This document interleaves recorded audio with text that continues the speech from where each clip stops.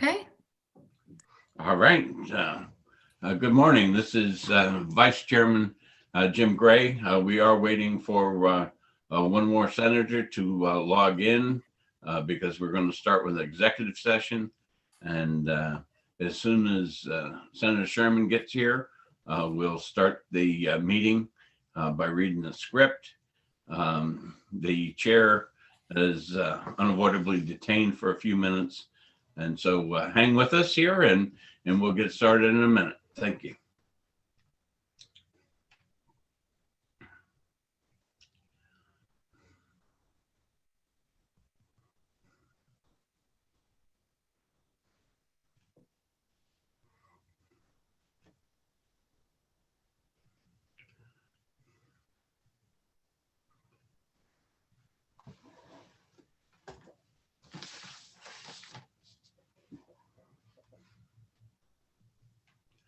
Kirsten, I've left my phone downstairs. I want to go get it in case I need to call Senator Sherman. All I'll right. be right back.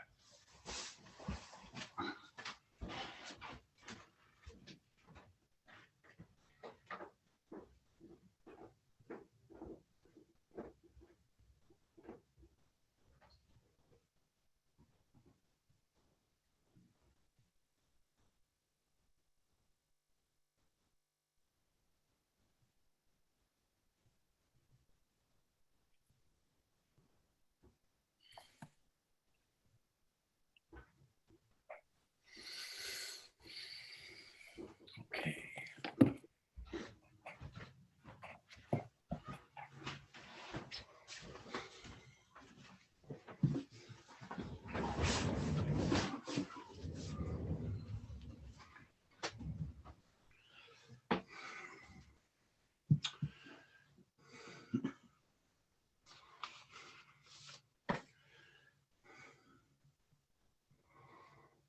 Senator Sherman is on his way.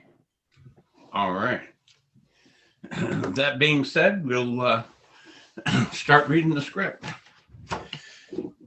Good morning. I am Senator James Gray, the Vice Chairman of Health and Human Services. The Chairman is unavoidably detained for a few minutes this morning. So I will start the meeting. Today we'll be having a public hearing on some House bills. House Bill 240, 378, and 350, in addition to the executive session. But before we get started, I will read through the checklist to ensure that the meeting that we are holding is in compliance with the right to know law. As the acting chair of Health and Human Services, I find that due to the state of emergency declared by the governor as a result of the COVID-19 pandemic and in accordance with the governor's emergency order number 12, pursuant to Executive Order 2020-04 and its extensions, this public body is authorized to meet electronically.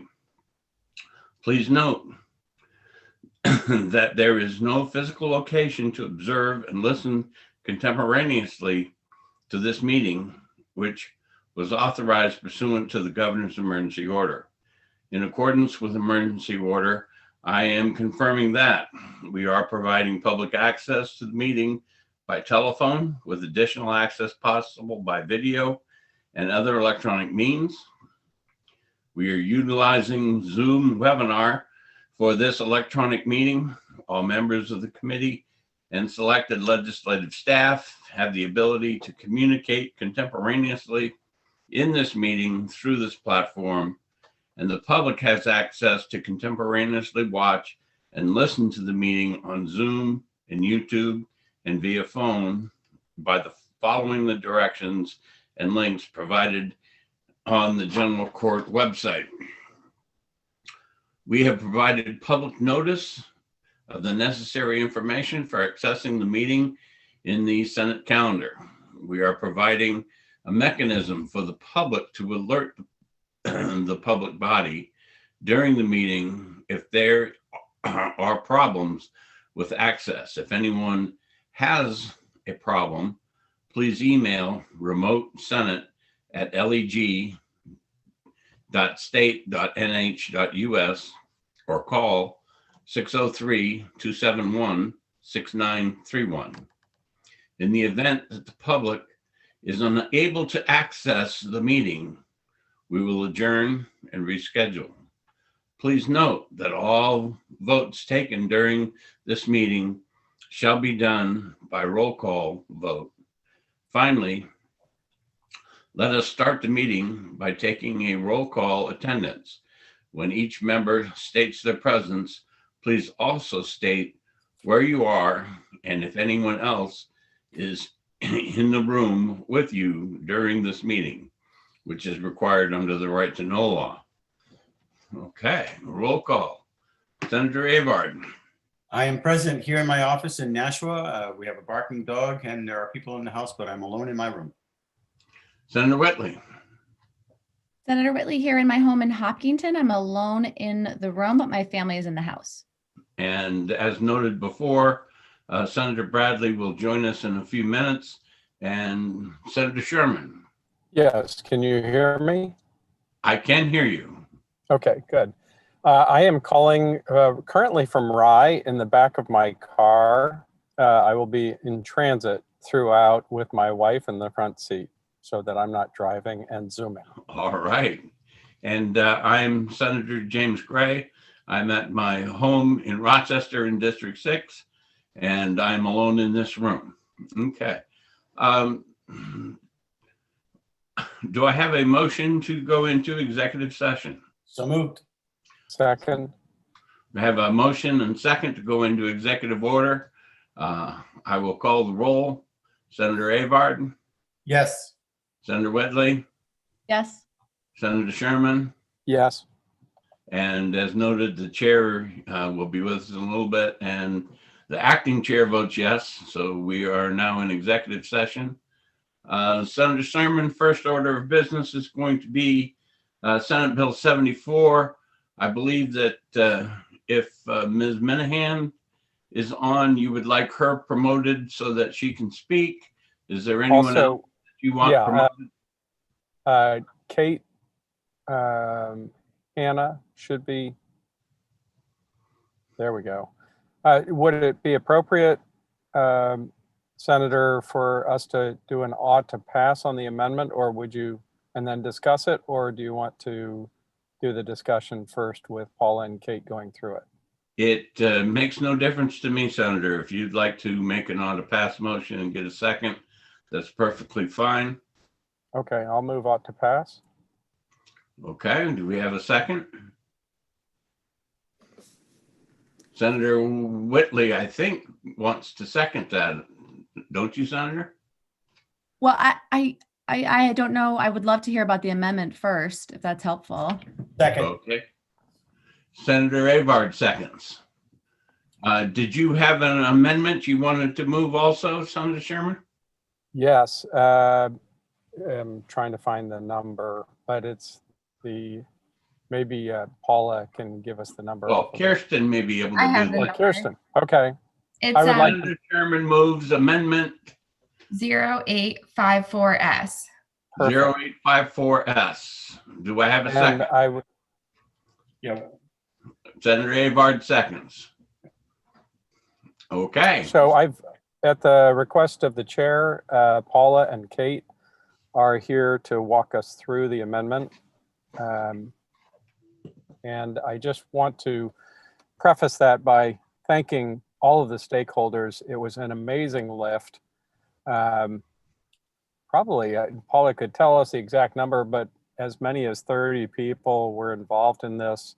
And clearly, cumulatively, it was more than 30 hours of work just since the introduction of the bill, with multiple iterations, multiple work sessions, and I can't tell you how much I appreciate all the hard work and getting to this point. So with the acting chairs or the vice chair's permission, I'd like Paula and Kate to take it from there and walk us through the bill.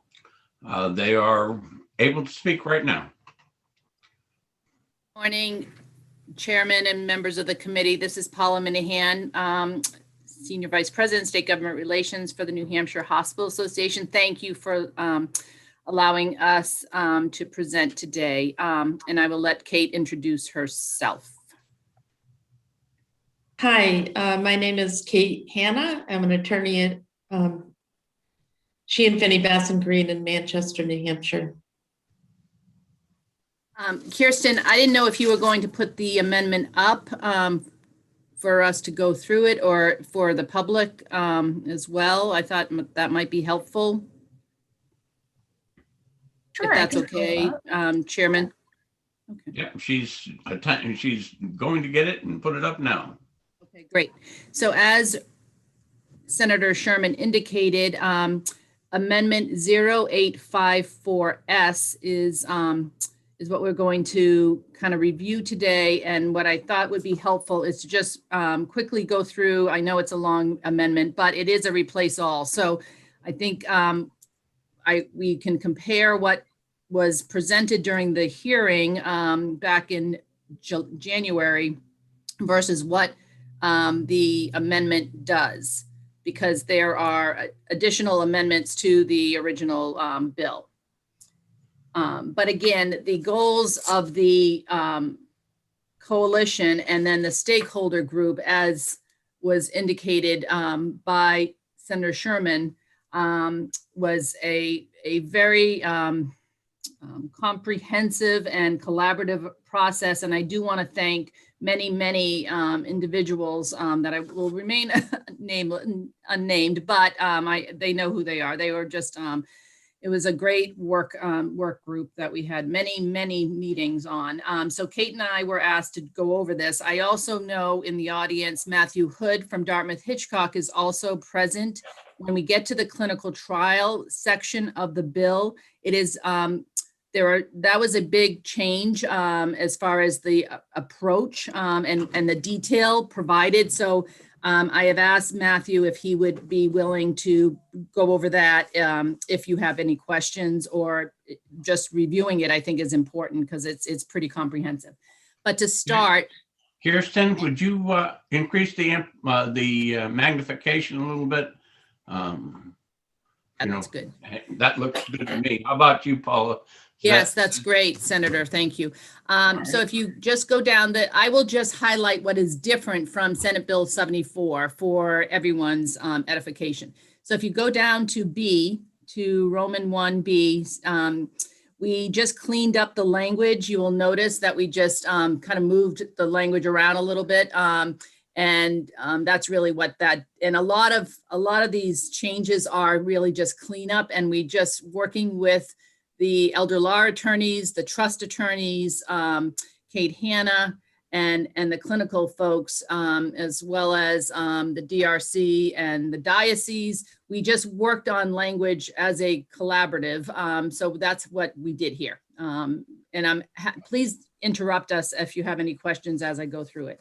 On the next page, I actually, on Roman 4, that was changed quite a bit, and I'm going to ask Kate if she could just clarify what this does compared to Senate Bill 74. I mean, effectively, it does the same. It's really cleaned up the language, but she was very involved in this. So, Kate, if you would like to explain that.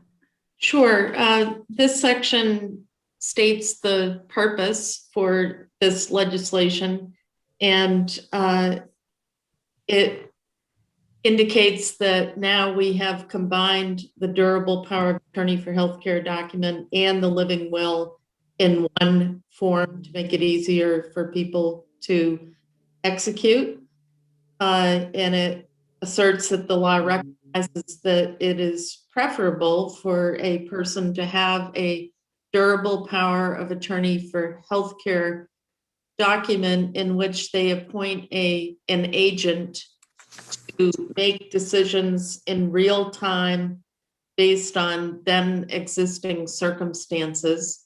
But we also encourage people to execute a living will, which provides guidance in implementing the person's wishes regarding end of life care. Great. And then we go into the definitions section, which is a pretty long section and a lot of changes into in that section. Starting with actively dying, which had been changed, but we added on line 15, starting with another death to another imminent moment. That was added per the request of the stakeholders. So we added that.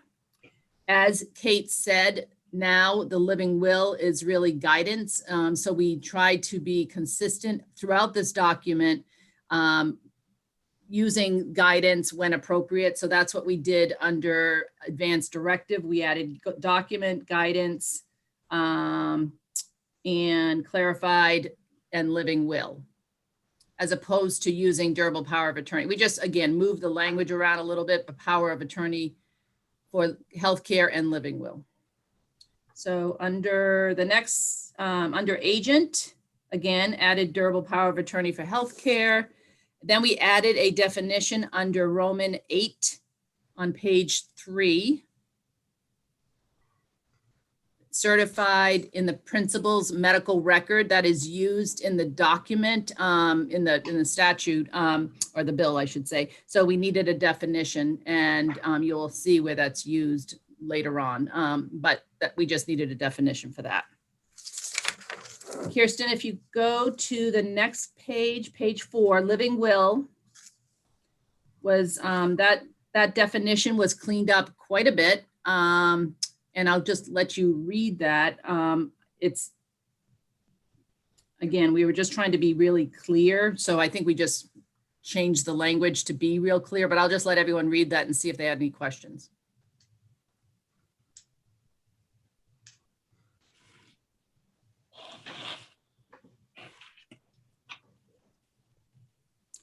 And Kate, did you have anything to add to this? Is that fair to say it was mostly cleaning up the language, working with our stakeholders? Yes, that's right. Okay.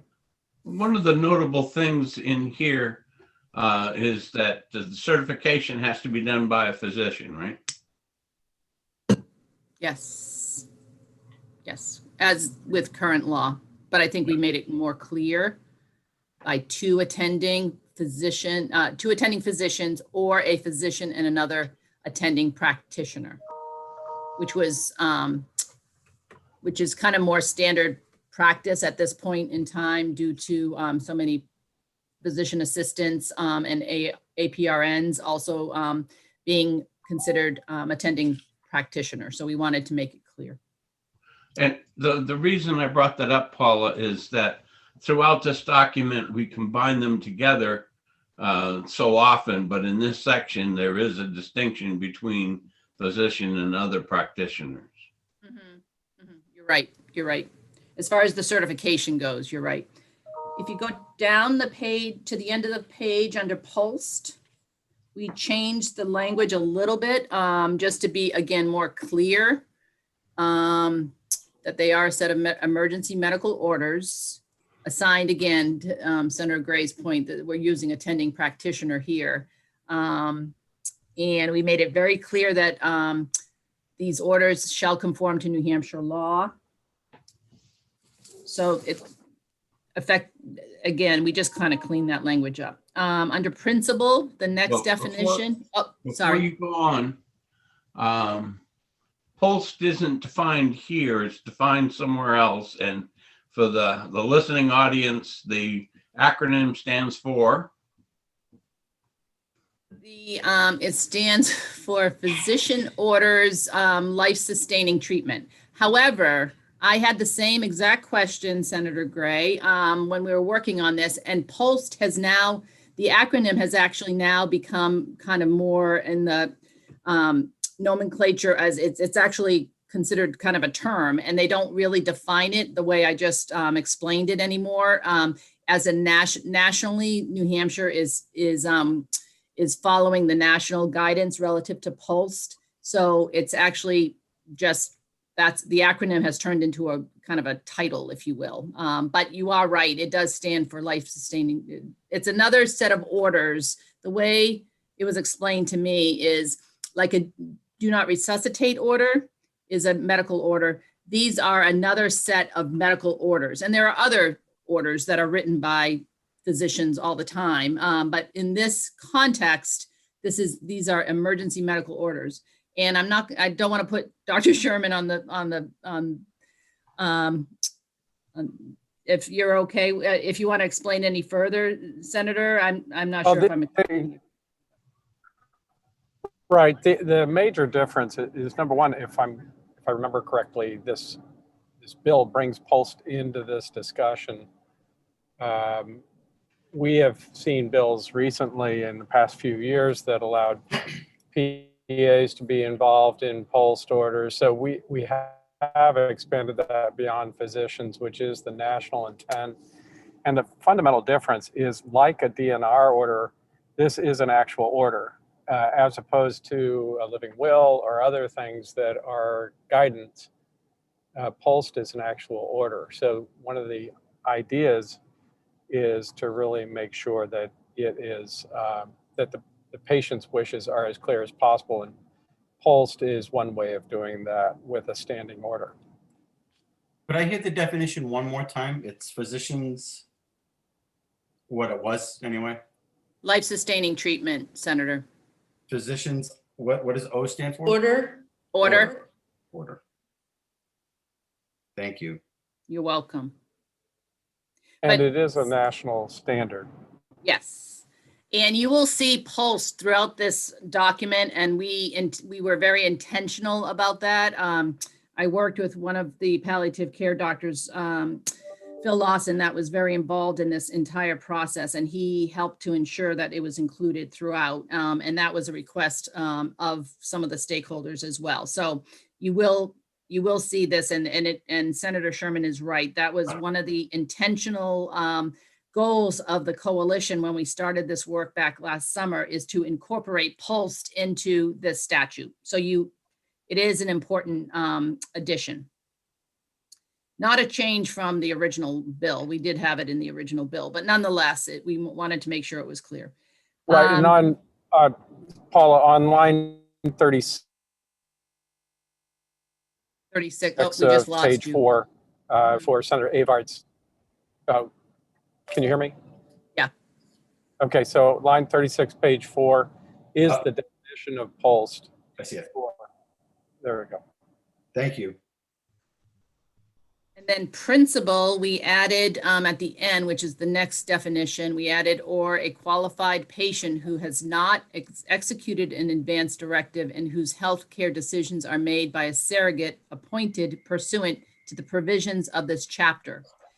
That was important that we added that, because a big change in this, again, original Senate Bill 74, but we made it more explicit here, is that the surrogate is more, if it's not the agent, if you don't have an agent that has been named, then you can also have a surrogate if there is no DPOA for healthcare.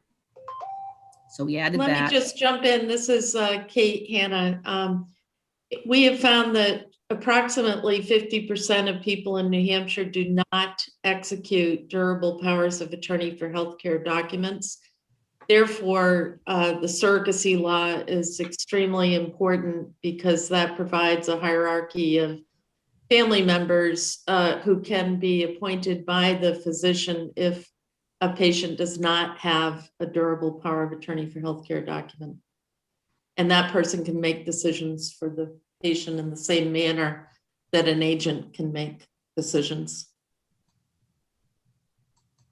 Then if you go down to, okay, now I'm going to get tested, 25. I used to know my Roman numerals very well. 25, under a reasonable degree of medical certainty, we added attending practitioner to that, just attending, to just clarify. Then under, let's see, 28, virtual presence, we added that definition because, again, that was added somewhere in the statute relative to how folks can actually execute these documents. So we needed a definition for virtual presence. Under witness, we added in the physical, again, there it is, or virtual presence of the principal. to be more clear. Let's see, next page, Kirsten, page 6. Just cleaned up the language under, now we're out of the definitions. Now we're into the statute. And so under scope and duration of agent and surrogate's authority, under Roman 2, we added, just cleaned up durable power of attorney. This is all just clean up language. Principal's medical record, again, to make it really clear. Let's see, we added at the bottom of that page, Roman 4, we added that last bolded section, when the principal has lost capacity to make healthcare decisions and an agent or surrogate is acting on the principal's behalf, and the agent or surrogate consents to treatment or withholding of treatment from the principal, such treatment may be given or withheld even over the principal's objection, unless the principal's durable power of attorney for healthcare provides otherwise. And it was actually cleaning up the language that got crossed off, right, Kate? Right. A little bit, yeah. Okay, then page 7. Let's see. This is this whole section starting with Roman 4 little a. This is the clinical trial section. So if the chair would allow allow for Matthew Hood to come into the discussion, he can explain this section a little bit better, because it was expanded quite a bit to be more clear, if you would so oblige. Yeah, if I could just jump in for a second. The reason this is so critical is this was changed by governor's emergency order for emergency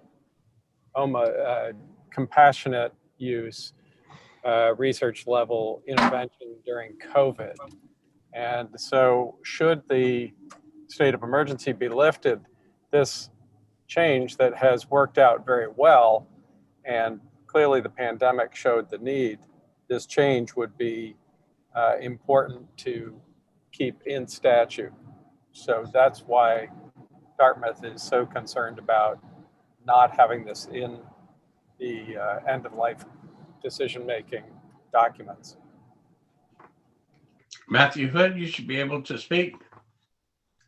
Hello, Mr. Chair, members of the committee.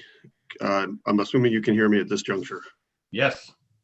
Great, thank you. For the record, my name is Matthew Hood, Vice President of Government Relations at Dartmouth-Hitchcock.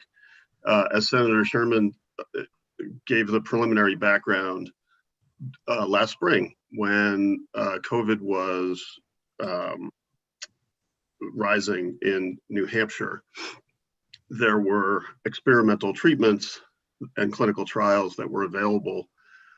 However, for patients who could not provide consent, whether because they were transferred to a hospital facility, intubated, or didn't have capacity to provide consent otherwise, an agent or a surrogate could not provide consent for their participation in a potentially life-saving clinical trial or experimental treatment because of the statutory provision that existed previously, which explicitly excluded that from an agent's consent.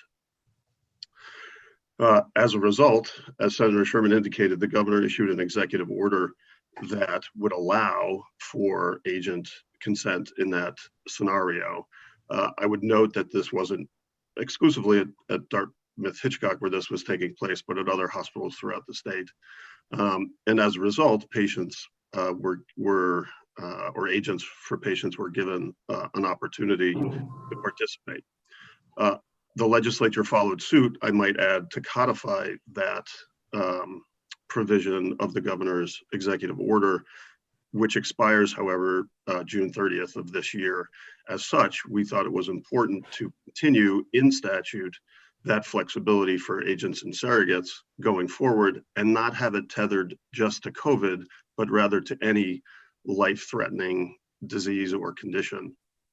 In addition to life-threatening disease or condition, we added serious condition, which would result in a permanent disability of the patient.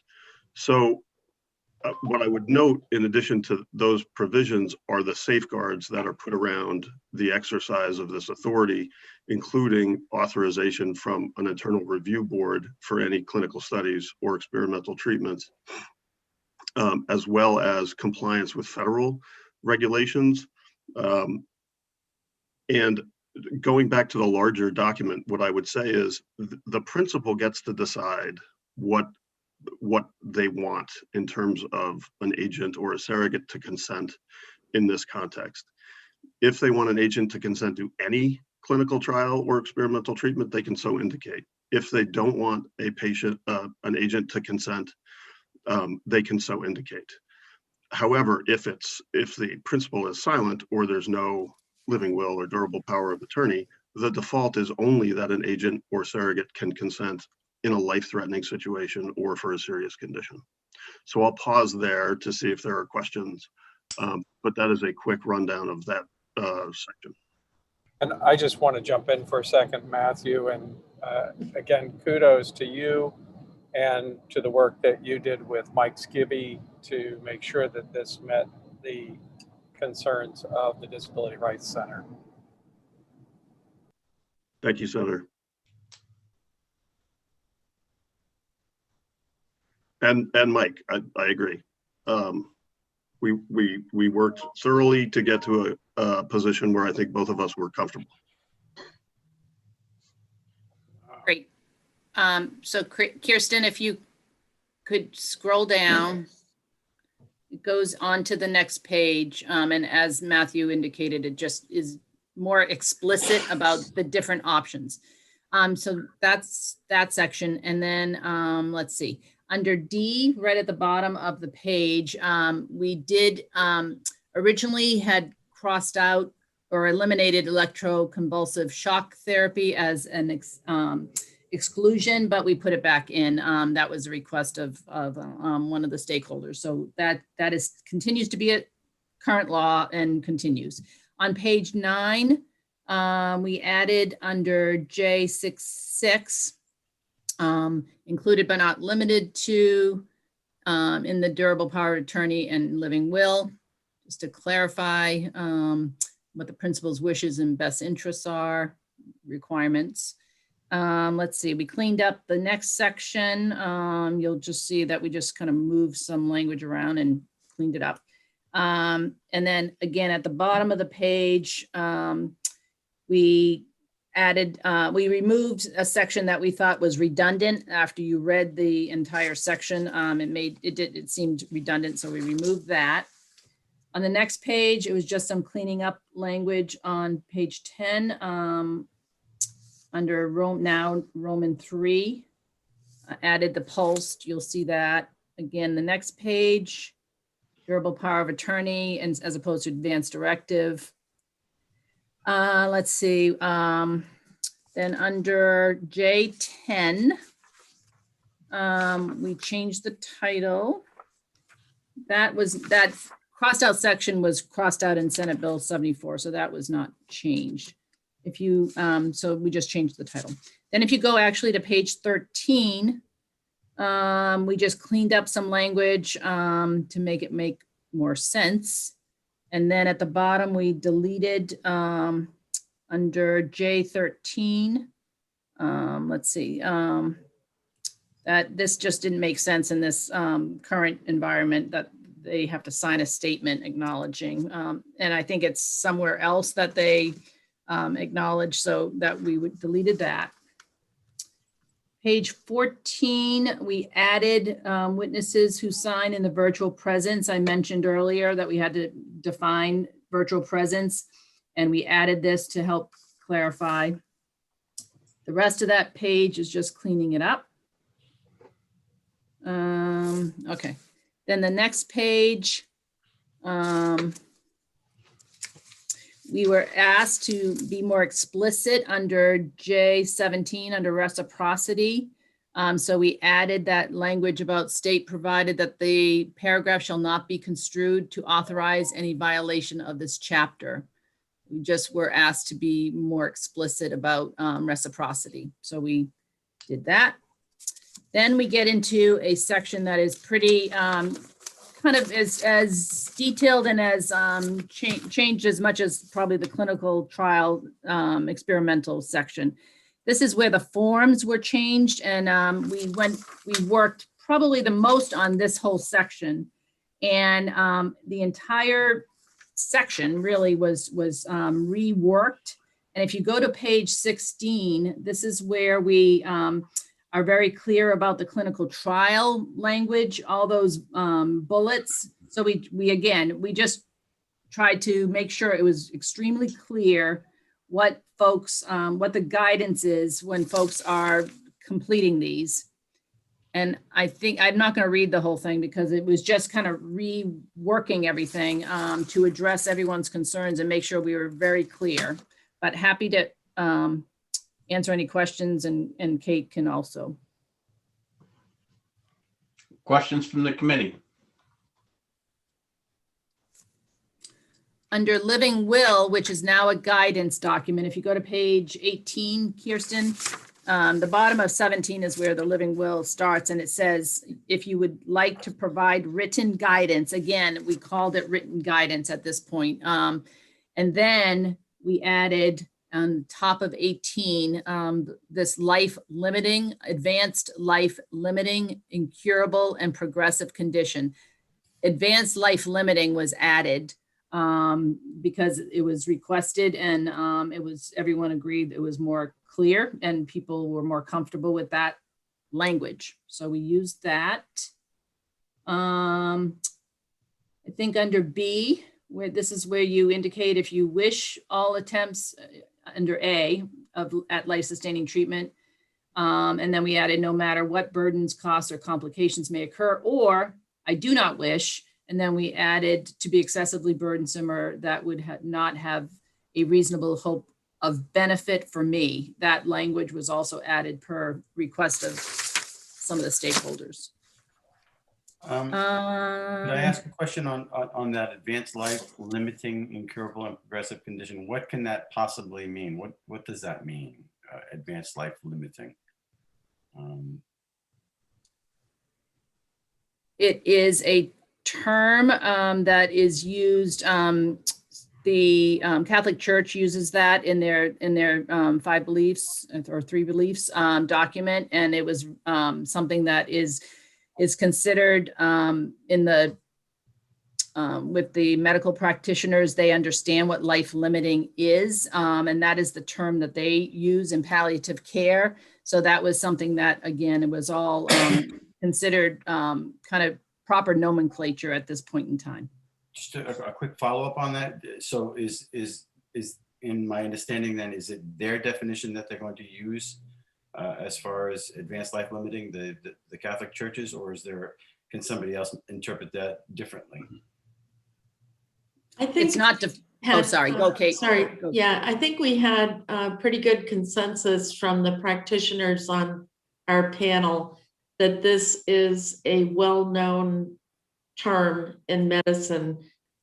We used to say near death and then actively dying, but the physicians, especially the palliative care physicians, all seem to agree that the broader term of advanced life limiting is really more accurate, and it includes really the definition incurable and progressive condition. Kirsten, if Mr. Dunn wants to speak and raises his hand, would you let him in, please? And he raised his hand. Mr. Dunn, did you have a comment?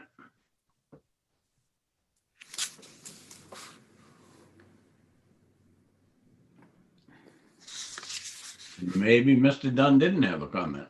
Let me see. I have to bring him in. Sorry, I have to stop screen sharing to let people in. All right, I brought in Mr. Dunn now. Mr. Dunn. We go. Can you hear me? Yes.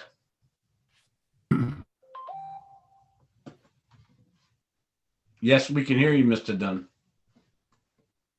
Okay. You just froze up for a second, Senators. My apologies.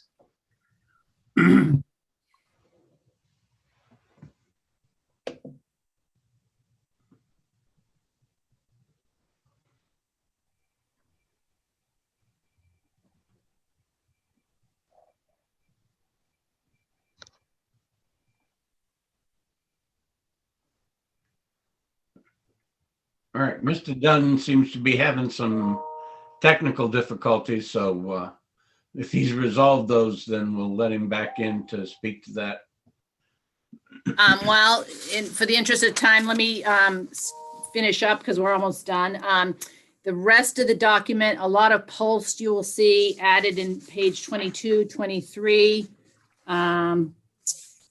We added 24, added some posts. We clarified under page 24, under J30, we actually added this back in. This was not, J30 was not in as an amendment to Senate Bill 74. So I want to make sure that you know that. And what we added is what you are seeing in bold. Legalize, not legalize, but constitute suicide, assisted suicide, euthanasia. We wanted to make it really clear. And this is consistent with other parts of the statute that were changed, that this is not suicide or murder. So we added that. Let's see, next page, Kirsten, removed, I thought we did this in Senate Bill 74, but apparently we added this after. We've been working on this for so long. It seemed like we had done this months ago, but we removed or common law spouse as defined by RSA 457, colon 39. And Kate can explain this better, but it just isn't appropriate in this setting.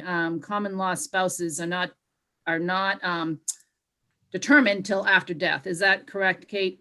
That's right. Yes. Okay. Common law spouses do not come into play until the death of the other common law spouse. We did not think it was appropriate to have that designation under the list of people who could serve as surrogate.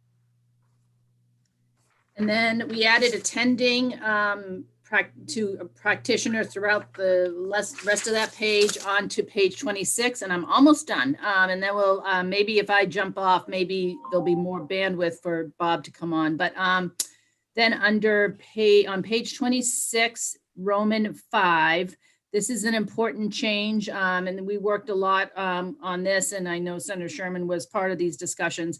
Originally, we had removed the limitation to surrogate, that it would terminate after current law is 90 days. Some of the coalition wanted no limitation, but this was discussed at length and debated with the larger stakeholder group. And this is the language that everyone agreed to, that we changed it to 180 days, which makes a lot of sense in the environment of long-term care, and most importantly in hospice.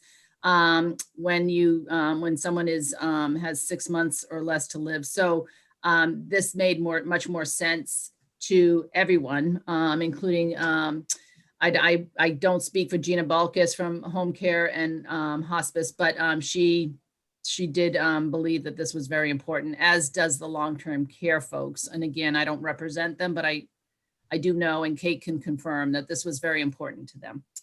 So that brings us to the end. Sorry. I was just going to jump in and say the example that Gina gave, which I thought was very clear. Hopefully you can hear me, but the example that she gave was somebody's just started their 6-month hospice benefit. They are in hospice. The family is working with the patient on grieving, and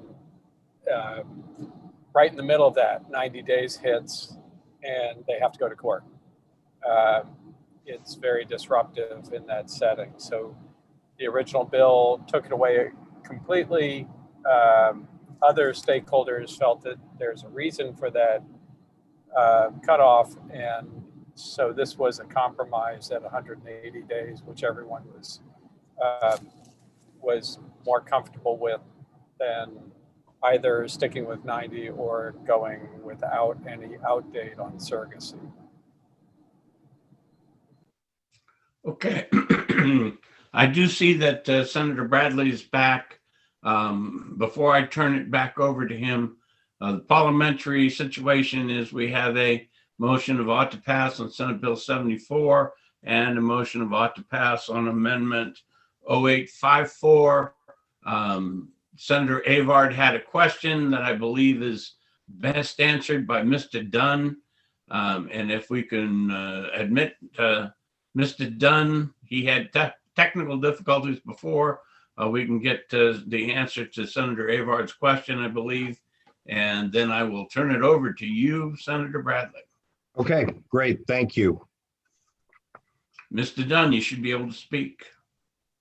Thank you, Senator. Good morning, Senators. Can you hear me okay now? Yes. Okay, great. Thanks. Bob Dunn, Director of Public Policy for the Diocese of Manchester. Let me start off by saying thank you to Senator Sherman for getting all of the stakeholders involved. As he said, I think he downplayed how much time and effort was put into this and downplayed the amount of patience that he showed. So I thank him and the other stakeholders for that. The question about that phrase, advanced life limiting, is a really good one because that was one of the main topics of discussion. My understanding is that term life limiting is what clinicians use for what we would colloquially describe as terminal.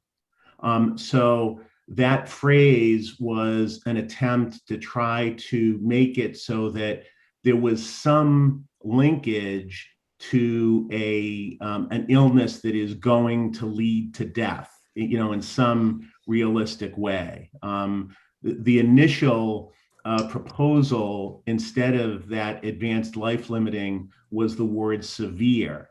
And I think the concern was that, a severe illness could be really anything. So this ties it somehow to the person dying. As I understand it, and Senator Sherman can probably weigh in on this a lot better than I can, that is sort of I don't know if I'd call it a term of art, but it's something that clinicians would understand to mean essentially a terminal illness. I will just jump in and second that. And I think the beauty of this language is... Senator Sherman, I think Senator Avard had a follow-up on his question. Body language. Senator Avard, if I'm mistaken. So is there any problem with putting terminal or life limiting in the language? Not from my perspective, from my understanding, as I just stated it, Senator. I just don't like any ambiguities, if somebody, one person might view something as, life limiting, but the other might consider it a value. I just don't want there to be any confusion on that. That's all. I really have to digest this. But thank you. Thank you. By the way, can I just add too that language is something that is in here. It's not in the existing 3 beliefs document that we put out, that the diocese puts out for end of life. This is kind of one more part of Senate Bill 74 that is, a new iteration on all of this.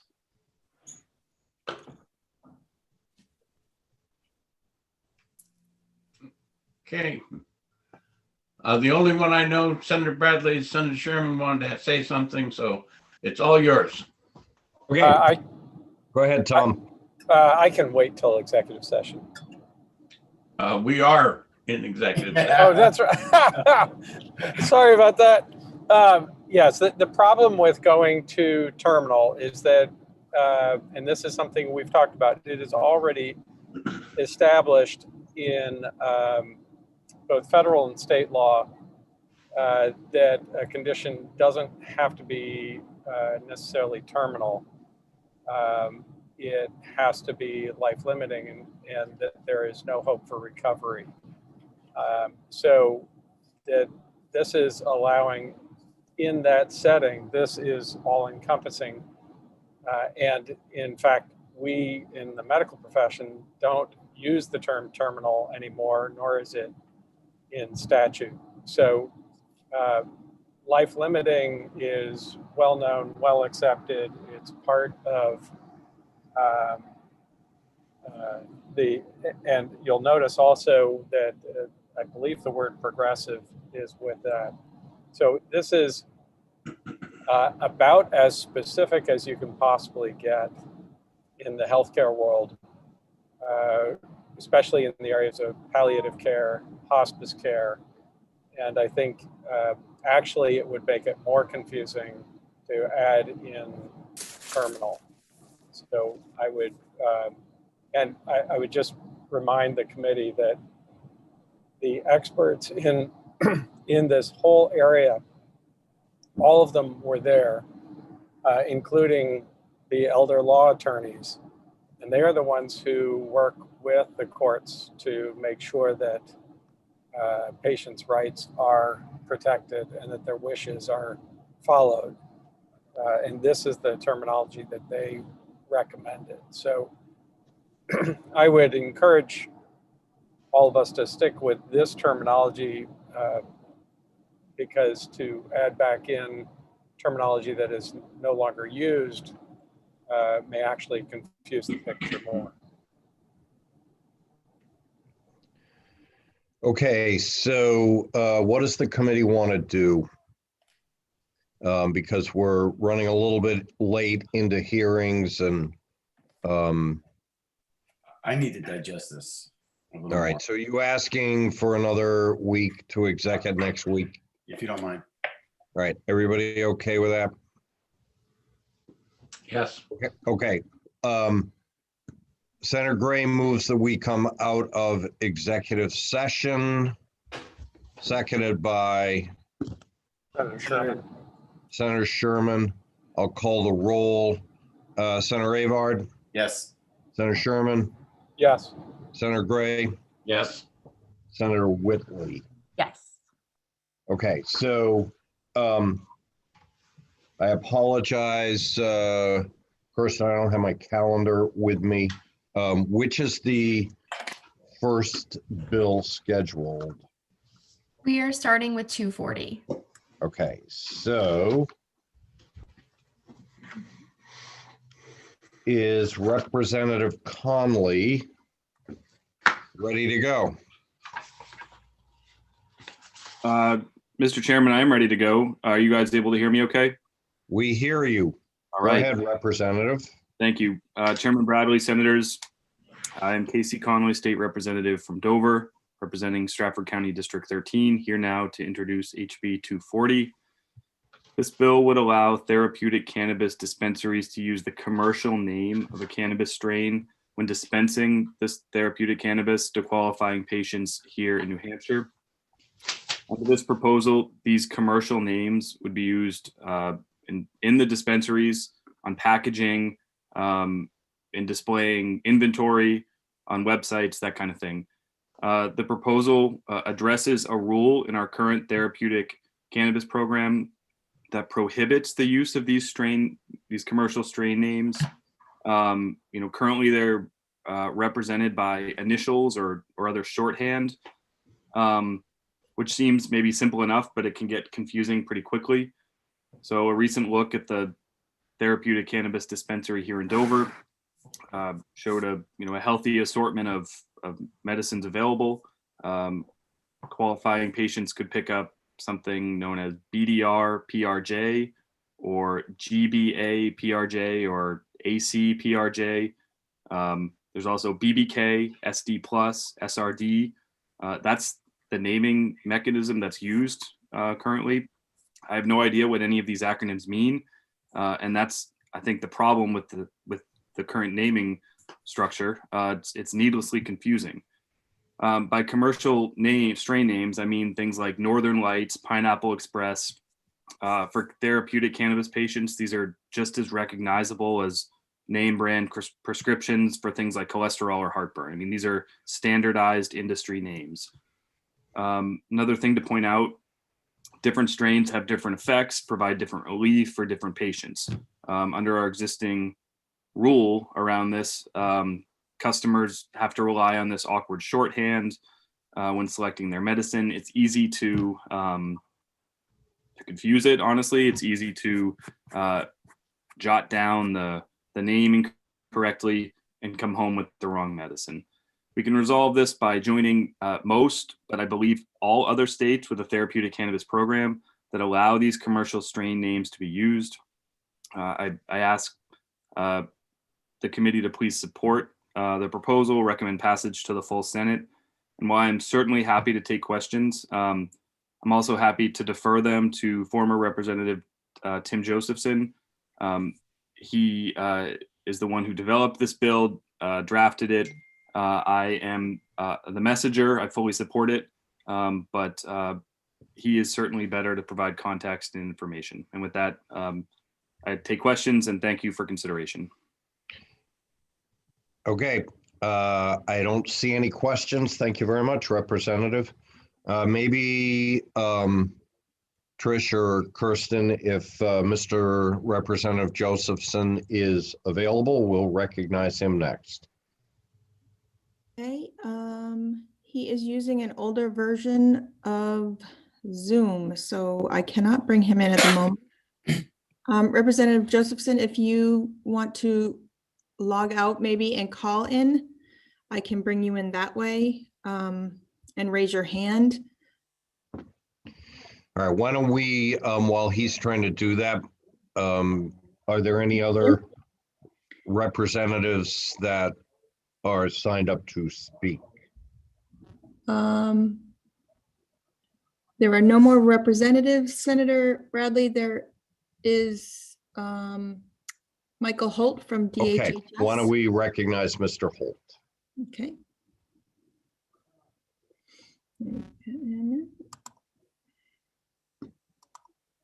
Mr. Holt, you are all set. Thank you very much. For the record, my name is Michael Holt. I'm the administrator of the Therapeutic Cannabis Program. Assuming you can all hear me with a nod, Yep. yes? Yep. The department does not take a position on this bill. I am here primarily on behalf of Representative Jerry Knirk, who is the chair of the Therapeutic Cannabis Medical Oversight Board. All members of this committee should have received an email from Representative Knirk yesterday with a report on the board's position on this bill. The board reviewed this bill at their meeting in February and voted to recommend support of this bill. They heard testimony from the public, from various providers, and from the ATCs. They considered the merits and voted 5-2 with 2 abstentions to support the bill. I would offer that from the department's perspective, it is true that it is our rules that prohibit the use of these commercial strain names. I will offer that since that policy that rule went into effect 2+ years ago, we've received numerous complaints from patients from the ATCs about the difficult nature of using strain name acronyms instead of the commercial strain names. Most of these commercial strain names come from a recreational market. And as testified earlier, they are industry standards. So it does get confusing to patients. We do annual surveys of patient satisfaction. And this is a common concern. But again, the department does not have a position on it. But the Therapeutic Cannabis Medical Oversight Board did vote to support passage of this bill. I'm happy to take any questions. Are there questions of Mr. Holt? Senator Whitley. Thank you, Mr. Chair, and thank you, Mr. Holt, for taking my question. So I'm sort of clear on, what this bill will do. I'm unclear about how this impacts ATC's advertising these more commercial names on social media. So I don't know if you could address that. The department's rule prohibits the use of commercial strain names on both internet websites and social media sites. It allows the use of commercial strain names in the dispensary itself. So all the ATCs can provide legends or keys saying this abbreviation means this commercial strain name. But those strain names are not allowed on the labels per rule. They're not allowed on internet websites, and they're not allowed on social media sites. As written, this bill would allow them, require them to be placed on the labels and allow them to be placed on websites.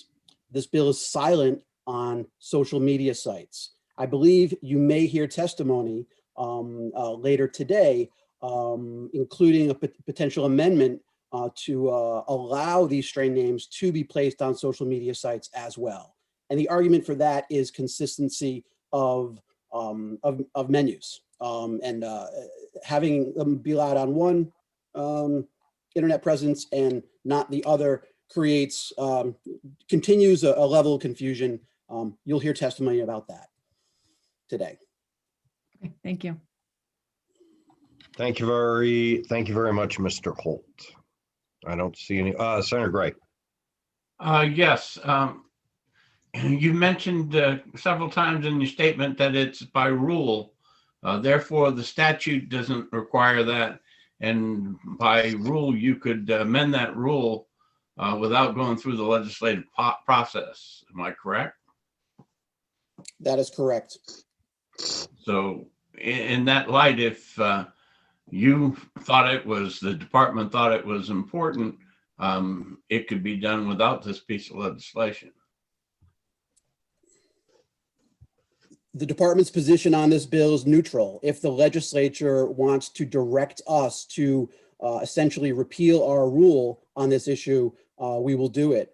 But that rule that we wrote, although it has had, we have had received numerous complaints on this issue, it was the result of a rulemaking process, public comment, and advocacy for the policy position that we currently have. And we're not at this time, again, willing to, or we're not interested in changing that rule at this time. But if the legislature directed, we would certainly do so. Thank you. Senator Avard. Are there any benefits to changing this rule for the department? The department's neutral on the policy. What I've said is that we received numerous complaints from patients and the ATCs about the difficulty of our policy. There is no downside to the department in terms of administering the program for changing this rule. All right, I'm just trying to be thorough. Thank you. Okay, now seeing no more questions. Thank you very much. Okay, and Senator Bradley, we have Representative Josephson is calling in. Okay, great. Representative Josephson, you should be able to speak now. You unmute yourself. There you go. Okay, can everyone hear me okay? Yes. Okay, wonderful. All right. So thank you, Chairman Bradley and members of the committee. My name is Tim Josephson, former representative in the State House. And this, as Representative Conley said, he was kind enough to shepherd this through me for this session. For the record, I am a card-carrying caregiver for therapeutic cannabis for 3 people, my wife, my mother-in-law, and one more person, a member of the House, actually. So this bill that I developed, it seeks to allow the full commercial name of cannabis strains to be printed on the labeling of therapeutic cannabis at the alternative treatment centers, the dispensaries in New Hampshire. If you're not familiar with strain types of cannabis, it's an agricultural product, and as such, it has different lineages. So you can think of it similarly to varieties of apples. You know, Galas are different from Northern Spy, different from McIntosh, different from Granny Smith. Cannabis strains have a wide variety of differences between strains, but the effects are more pronounced than just being sweeter or tartar or better for a pie. So one website that's been of great use for me as a caregiver is leafly.com. That's LEAFLY.com. It details all the different strains. Their website is, it kind of goes into the details of what the differences are.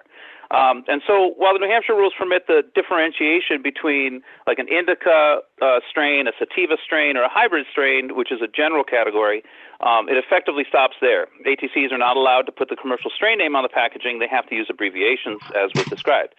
So you can have a sativa LH, which is different from a sativa SC. Each one of those things does a different thing for the patient. Perhaps LH is good for your appetite, but SC is good for, giving you more energy. The hybrid category can be more confusing since some hybrids lean towards a sativa and some hybrids lean toward an indica, and having just the initials can lead to mix-up because one hybrid might be what you need in the afternoon because it helps you with your chronic pain without too much energy late in the day, but it's not enough to make you sleepy. So you can see that the importance of getting the right medication, patients being able to select the correct medication.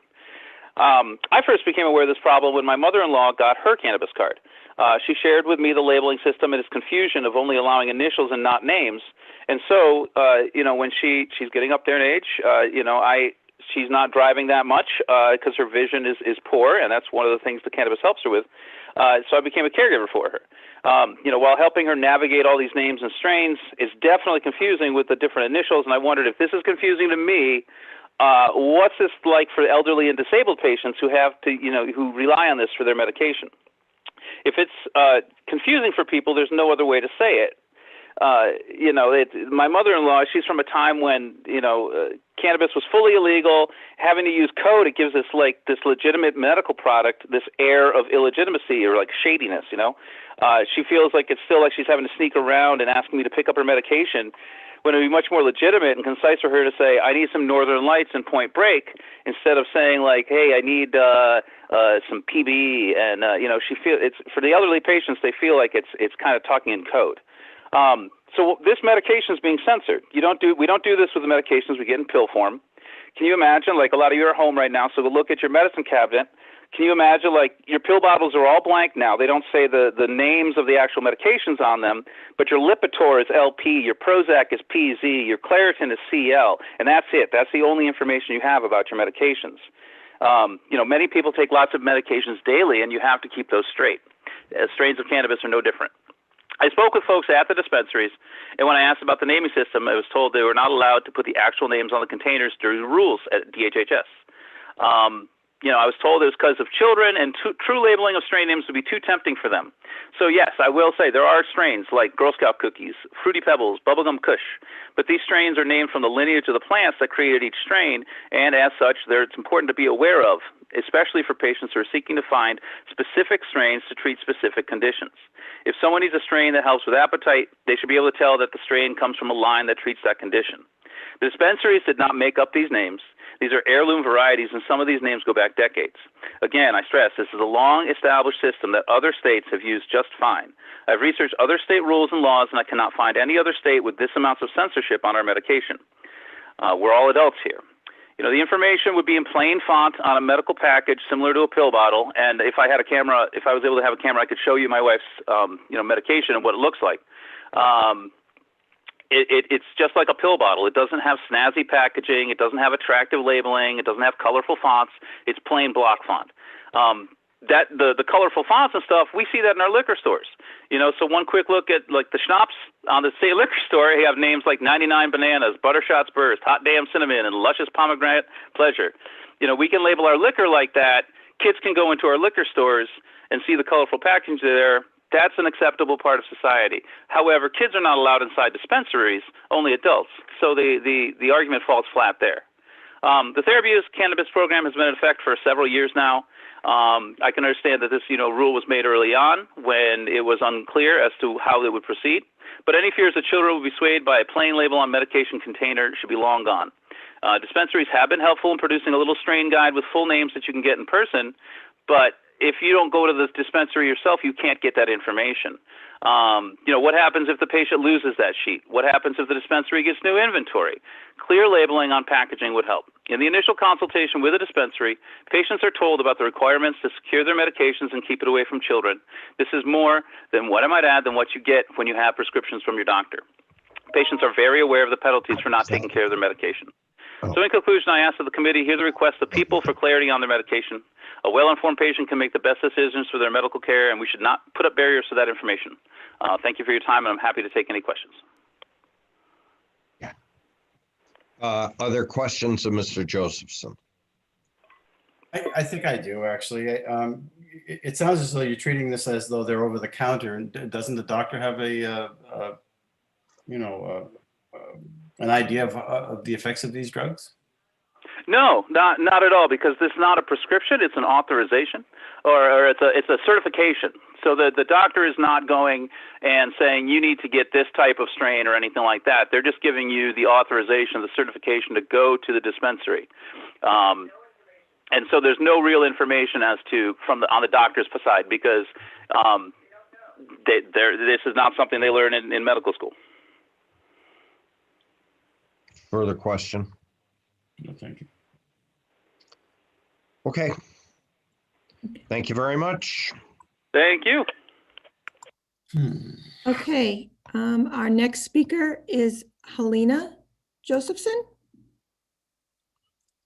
Helena, you Good should be able to morning. speak. Hi, can you hear me? Yes, we Yes. can. Okay, great. Good morning, members of the committee. My name is Helena Josephson, and I'm a resident of Canaan. I'm speaking as a member of the public and a registered patient in the therapeutic cannabis program. The changes proposed in this bill require alternative treatment centers in New Hampshire to list the commercial strain name on the packaging. This would benefit me as a patient in multiple ways. Along with the medications prescribed by my rheumatologist and other providers, therapeutic cannabis plays an important role in the management of my chronic illness. Armed with a pharmaceutical prescription from my rheumatologist, I can go to rxlist.com and learn about side effects and dosing. Not so with therapeutic cannabis. I have my doctor's blessings, but I'm totally on my own to find the strains and delivery methods that will help me the most. Fortunately, there's a lot of information available online, and it's only getting better as more states get on board. The website leafly.com catalogs thousands of strains. Like other agricultural products, different varieties of cannabis have different effects. Heritage strains with well-known effects are crossed with others to create new strains. So if I search best strains for nerve pain, I might find out that Blackberry Kush is a patient favorite, but how can I use that information? My dispensary's website doesn't have anything with that name. I might see BK or PK, but what does that mean? At the dispensary, they might give me a little piece of paper called a strain key so I can decode the product names, but that doesn't help me when I'm doing research at home. Through trial and error, I've learned which strains ease my worst symptoms. I have complex medical conditions, and some strains don't help me at all. I'm also learning more about the various medicinal components of cannabis, like cannabinoids and terpenes. And as we get more detailed information, I can use that to choose better medication when I visit my dispensary. It would be so much more helpful if I could do research before I go to pick up my curbside order. This medication is expensive. It's not covered by any insurance. And if I choose the wrong product, I'm out that money, and I also can't treat my symptoms. So it really matters for patients to be able to get the information that they need. So thank you, members of the committee, for your time and consideration, and I hope you'll support HB 240. Thank you. Seeing no questions, thank you very much, Ms. Josephson. Thank you. Okay, our next speaker is Josh Beecher. Josh, you should be able to speak. Hi, can you hear me? Yes, we can. All right, good morning. I am a patient in the state as well, and I wanted to encourage you all to support this bill. One thing that I agree with the last caller is it is very, very expensive. It's not covered by insurance. When you're treating a serious condition such as chronic pain or traumatic brain injury, it can be hard and frustrating to understand it when you are getting your medication. This is something that's gotten me off of 14 different prescriptions. But it's still difficult because I am on my own with this. As the last caller said, we have our doctor's blessings, but they aren't helping us with this. They aren't educated about this. It was hard, especially during the last year with the pandemic, as the dispensaries would release new strains, but we weren't allowed in the dispensary to get a strain key. So it was difficult to do that research and prepare ourselves for what could help our symptoms. So I just wanted to say thank you for hearing us and urge you all to support the bill. Thank you, Mr. Beecher. Seeing no questions. Okay. Our next speaker is Keenan Bloom. Keenan, you should be able to unmute. Thank you very much. Thank you to all the committee members for your time today. My name is Keenan Blum, and I'm here representing Prime ATC. I think that everyone made great points as far as the topics they covered, and I don't want to repeat them in the spirit of expediency. The use of acronyms has been a huge challenge for our patients and our staff over the last few years. It makes it hard for our patients to remember what it is they purchased, as well as harder for our staff to properly recommend, especially when comparing to other strains available on the market and other things that patients may have tried. It would be of a huge benefit for us to be able to use our strain names on our products and our menu, which would, as all of the other testimony said, allow greater ability for our patients to research and understand what it is they're planning to purchase or have purchased without going through matching between a strain guide and other resources such as our menu. If possible, we would like to include our other resources such as social media with that, only to make it so that we are able to use the same name across all the platforms and not have a certain point where someone needs to take out a guide and try to match that up. That's something that's pretty unique to our state and this industry. As everyone has said, in other industries, whether it be the pharmaceutical industry or even the alcohol industry, nothing of that sort has ever been required. So in that, I would like and I would hope the committee would consider an amendment that would allow us to use the strain names across the board. But if that is not possible, we certainly would feel that it is a huge benefit to our patients and to us to be able to use the strain names, as we were able to do originally, and we would like to be able to do so again if possible. So thank you all very much for your time, and I really appreciate it. Thank you very much, sir. Seeing no questions. Okay, our next speaker we have signed up is Lee Cooper. We'll bring Lee in. Lee, you should be all set. There you go. Hello, can you hear me? Yes. Yes, good morning. Good morning. My name's Lee Cooper. I'm the administrator for Sanctuary ATC. We support House Bill 240. As others have mentioned, this will absolutely help ease confusion around the names of the strains and products that our patients purchase.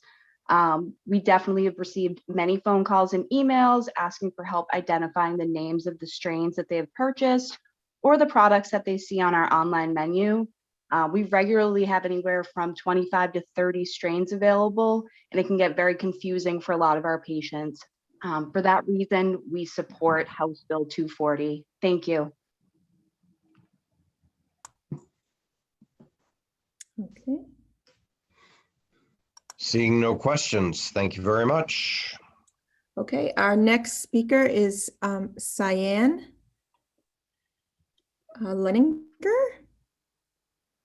And okay, Cyan, you should be all set. Hello, so my name is Sean Leninger, and I sorry. No, it's very common. I appreciate the time of the committee this morning. I am here representing Temescal Wellness. I'm the Director of Retail for Temescal Wellness of New Hampshire. We are in support of HB 240 because it will meaningfully help New Hampshire patients better understand and utilize their therapeutic cannabis. Since the implementation of the rule that prohibited the use of commercial strain names, we've been using acronyms and abbreviations, and we have found that it creates quite a bit of confusion for our patients in differentiating between the different strains and products. Keeping these groups of letters straight in their mind, especially when some are similar to others, is a lot more difficult than keeping track of product names. So this, as other people have mentioned, can lead to patients using a strain that they did not intend, that maybe they typically use at night and used in the morning, and then are getting a different effect than what they needed for that current situation.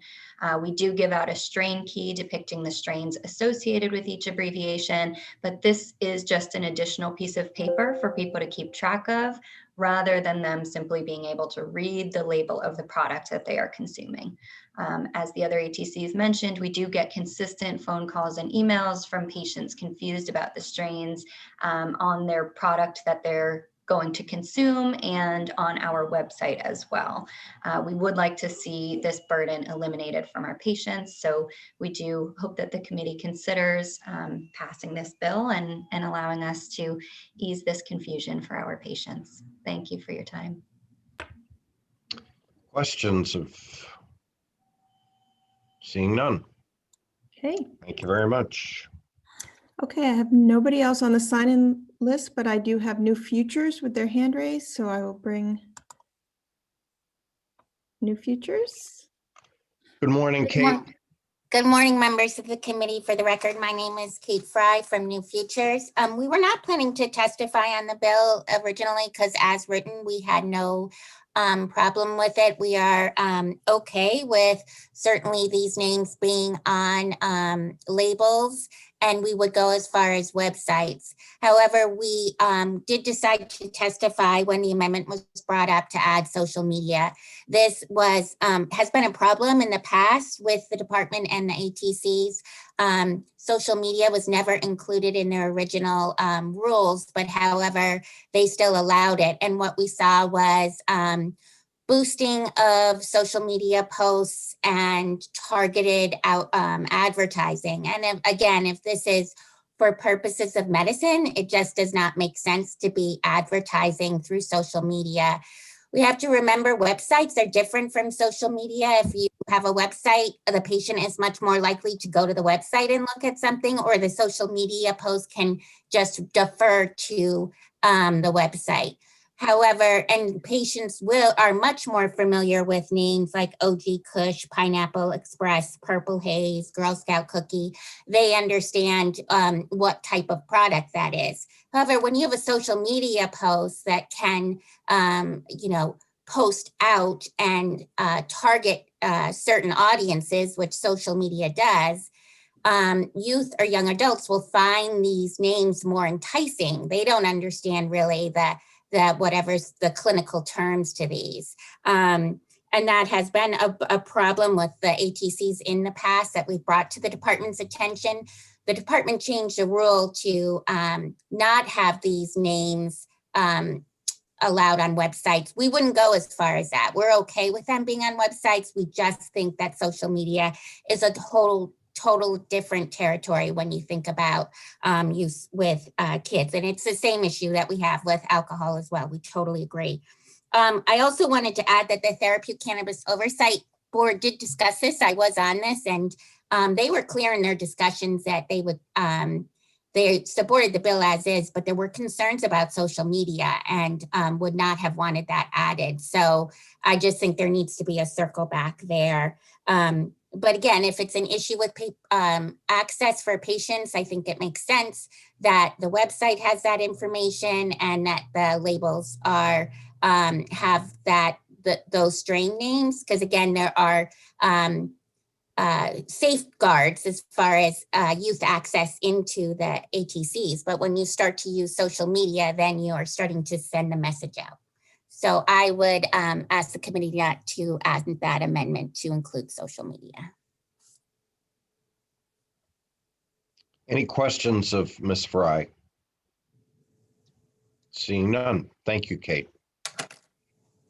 Okay. Senator Bradley, I have 3 hands raised to speak. Okay, briefly, please. I will bring in August.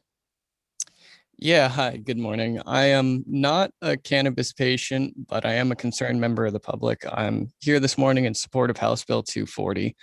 I think most people can agree that accurate labeling and the ability to list inventory is important for any provider-patient relationship.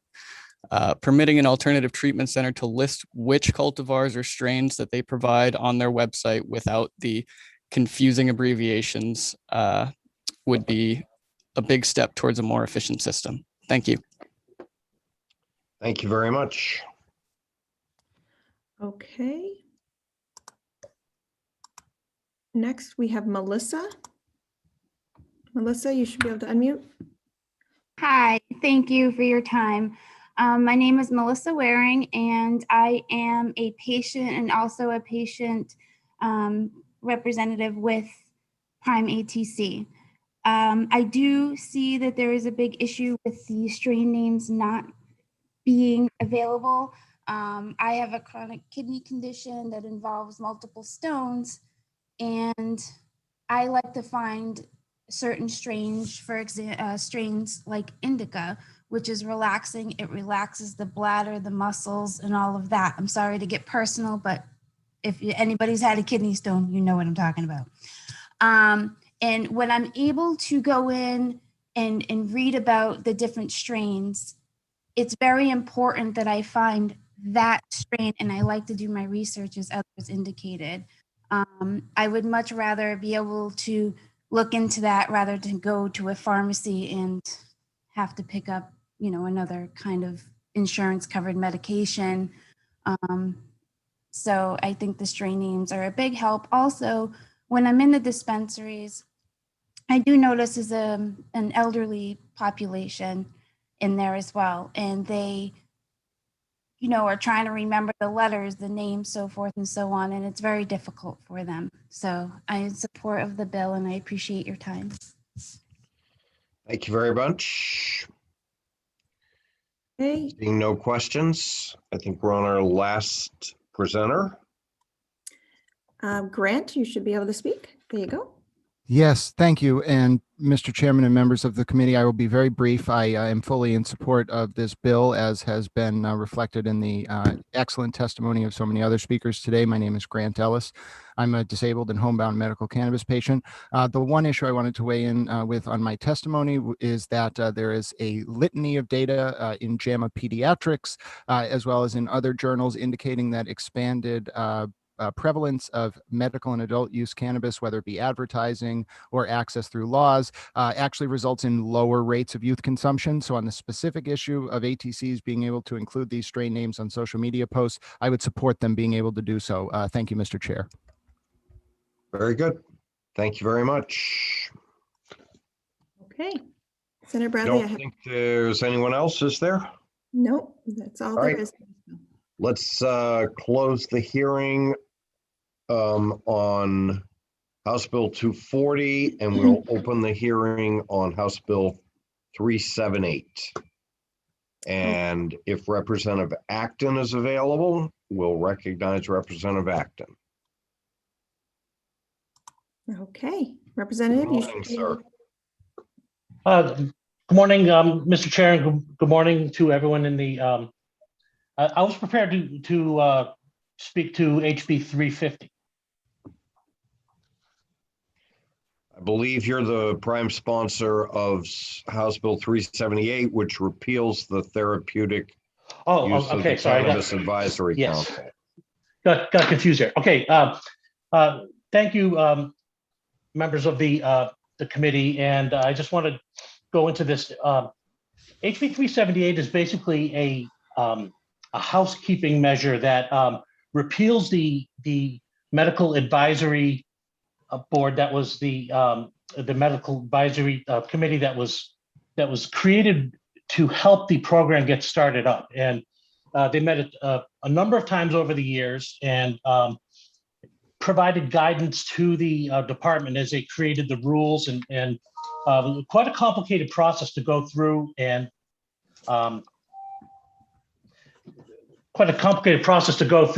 get this program working based on the law that was passed. So most recently, the Medical Oversight Board has started up with under the guidance of Representative Knirk, who's the chair of that, and it's a group of some very knowledgeable people and stakeholders, and they've done an excellent job of getting into this kind of the phase 2 of this program of looking at the qualifying conditions and getting into what really should be allowed and what shouldn't be as far as qualifying conditions. And that, so they're doing great work, and we're going to see more, hear more about them as we go. But so really what we're doing is we're closing down one advisory council, and then which has accomplished its goals, and we're opening up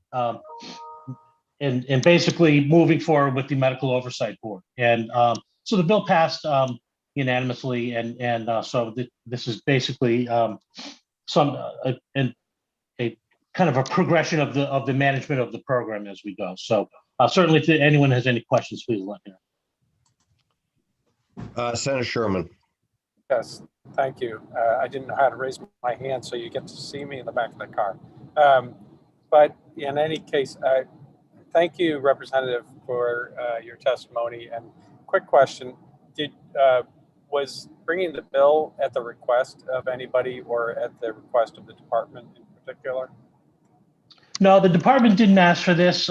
This was something that myself and some of the, I'm a patient myself, and I'm one of the original activists that started back 12, 15 years ago pushing this. And it's something that, as I went on to become a representative, it was something I took on as my own initiative. Seeing that the advisory council had issued its 5-year plan and achieved its goals, it's just kind of a cleanup work. It wasn't something that the department requested, but they certainly do. Well, they did, they're neutral, but I think everybody involved understands that the transition to the oversight board that we're going through here. Further questions, Senator Sherman? All right, so I just, Representative Acton, want to verify, just to be crystal clear, while this bill repeals the Therapeutic Use Cannabis Advisory Council, it does not touch the Cannabis Medical Oversight Board that Representative Knirk chairs. Is that correct? That is correct. We certainly are very happy with how things are going with the Oversight Board right now. And so that's going to carry on and provide valuable feedback to the department. Okay. Any other questions of Representative Acton? Seeing none. Thank you very much. Okay, we have one speaker on this bill signed up, and that is Michael Holt from DHHS. Good morning again, Mr. Holt. Oh, excuse me. Hold on. Where did he go? Oh, he rose. Okay. There you go. Mr. Holt. Thank you very much. Mike, for the record, Michael Holt, administrator of the Therapeutic Cannabis Program. I'm here to provide information if needed. The advisory council did not have a sunset provision in the original law. It did have a charge to issue a report after 5 years, whether or not the program should continue or be repealed. In 2018, they did issue that report to recommend continuation of the therapeutic cannabis program, and they have not met since. But because there was no sunset provision embedded in the original law, that's, I believe, the impetus behind this bill to clean up the legislation and essentially transfer the oversight responsibility for the therapeutic cannabis program from that council to the current Medical Oversight Board, which is made up of clinical providers. So I'm happy to answer any questions on that if you need. Are there questions of Mr. Holt? Yep, Senator Sherman. Just a quick one. Hi, Mike. Thanks for your testimony. does I'm going to get it wrong, the group that is being dissolved or repealed, do you feel that it actually continues to serve a purpose, or is it appropriate to have it replaced by the advisory board with Representative Knirk? Thank you, Senator Sherman. In that it has not met in the past 3 years, it is no longer serving a purpose. There was membership on that council that were important voices in the development of the program. Those voices, that representation, are still parts of our stakeholder group, we regularly contact them outside the confines of that board's work. In my opinion, the medical oversight board is an excellent replacement for the council that is being proposed to be repealed. Any further questions? Seeing none. Thank you very much. Is there anyone else wishing to speak on House Bill 378? I have no more hands, Senator Bradley. Okay, seeing none, let's close the hearing on House Bill 378, and we will open the hearing on House Bill 350. Okay. And I will bring back in Representative Acton.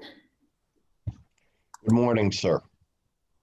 Okay, good morning, Senator Bradley, and good morning, Senators. Once again, I apologize for my confusion before. I had thought 350 was up first, but this is the big one. And there's been a flurry of activity this session with the therapeutic cannabis legislation, and a lot of it's related to just trying to improve and fix certain things in the program. But what we have here is HB 350, which permits qualified patients and designated caregivers to cultivate cannabis for therapeutic use. Now, there's a long history to this bill. We've been working on it since 2009, actually. And so the House has passed 9 bills allowing patients with qualifying medical conditions and their caregivers to cultivate a limited supply of cannabis. The Senate has passed home cultivation bills in 2012, 19, and in 20. So, it's been a long process, and we're evolving forward into this. But there's been a variety of things that have changed over the years that I think makes this the right time for this bill to be added into the law. Now, there's a worry when you think about home cultivation. The first thing that comes to mind, and what we've heard over the years, is people are worried about diversion. But it's important to remember that the therapeutic cannabis law creates its own felony charge for diversion from the program. So if someone were to get caught growing and then selling, they're going to be charged with multiple felonies. And if they get convicted, they're going to rightly do some time, because this is a serious betrayal of what we're trying to do here for so many sick people in New Hampshire. So that's one thing. Now, another thing that has changed over the years is what's going on around us. For instance, in every state around us, in Maine, Massachusetts, and Vermont and Rhode Island, they've actually passed recreational cultivation. So for instance, down in Massachusetts, any adult can grow 6 plants with a cap of 12 plants if two adults in the household want to do that. That's beyond the medical, it's just for recreational. Maine is the same thing, up to 6 plants per adult. Vermont allows 9 plants.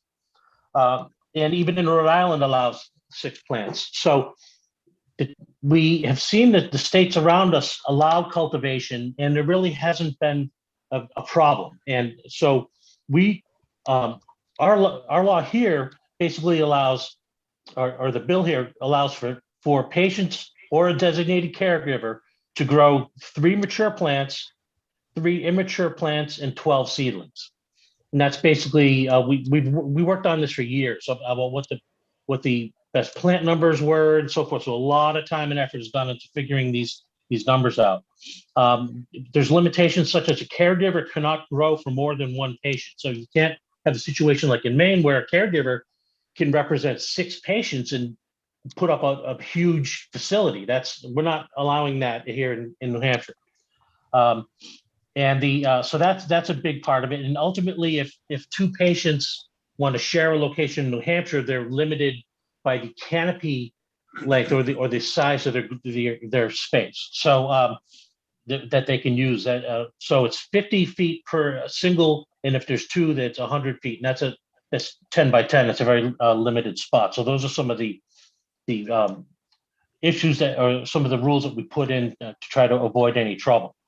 So basically, the overarching need for this legislation is based on 2 things. One is the price. The price at the ATCs has not come down, and you know that's an issue we know because the amount of regulation and so forth, the difficulty of setting up their facilities keeps their overhead very high and keeps the price for patients extremely high. Matter of fact, it's so high that some patients can't even afford to continue to use cannabis, and they wind up going back to other things such as opiates. We've heard those stories time and again. And then ultimately, the second is access. Up in the North Country, it can be a 2-hour drive to get to the nearest dispensary, even more. And it's just unconscionable to think to make a sick person or a designated caregiver have to drive that far to obtain the needed medication, where there's a CVS in every corner here. We're used to that convenience. So we're trying to create a better access and allow people to bring the prices down by growing it themselves. You know, an ounce of flower cannabis at the dispensary is $350 to $375.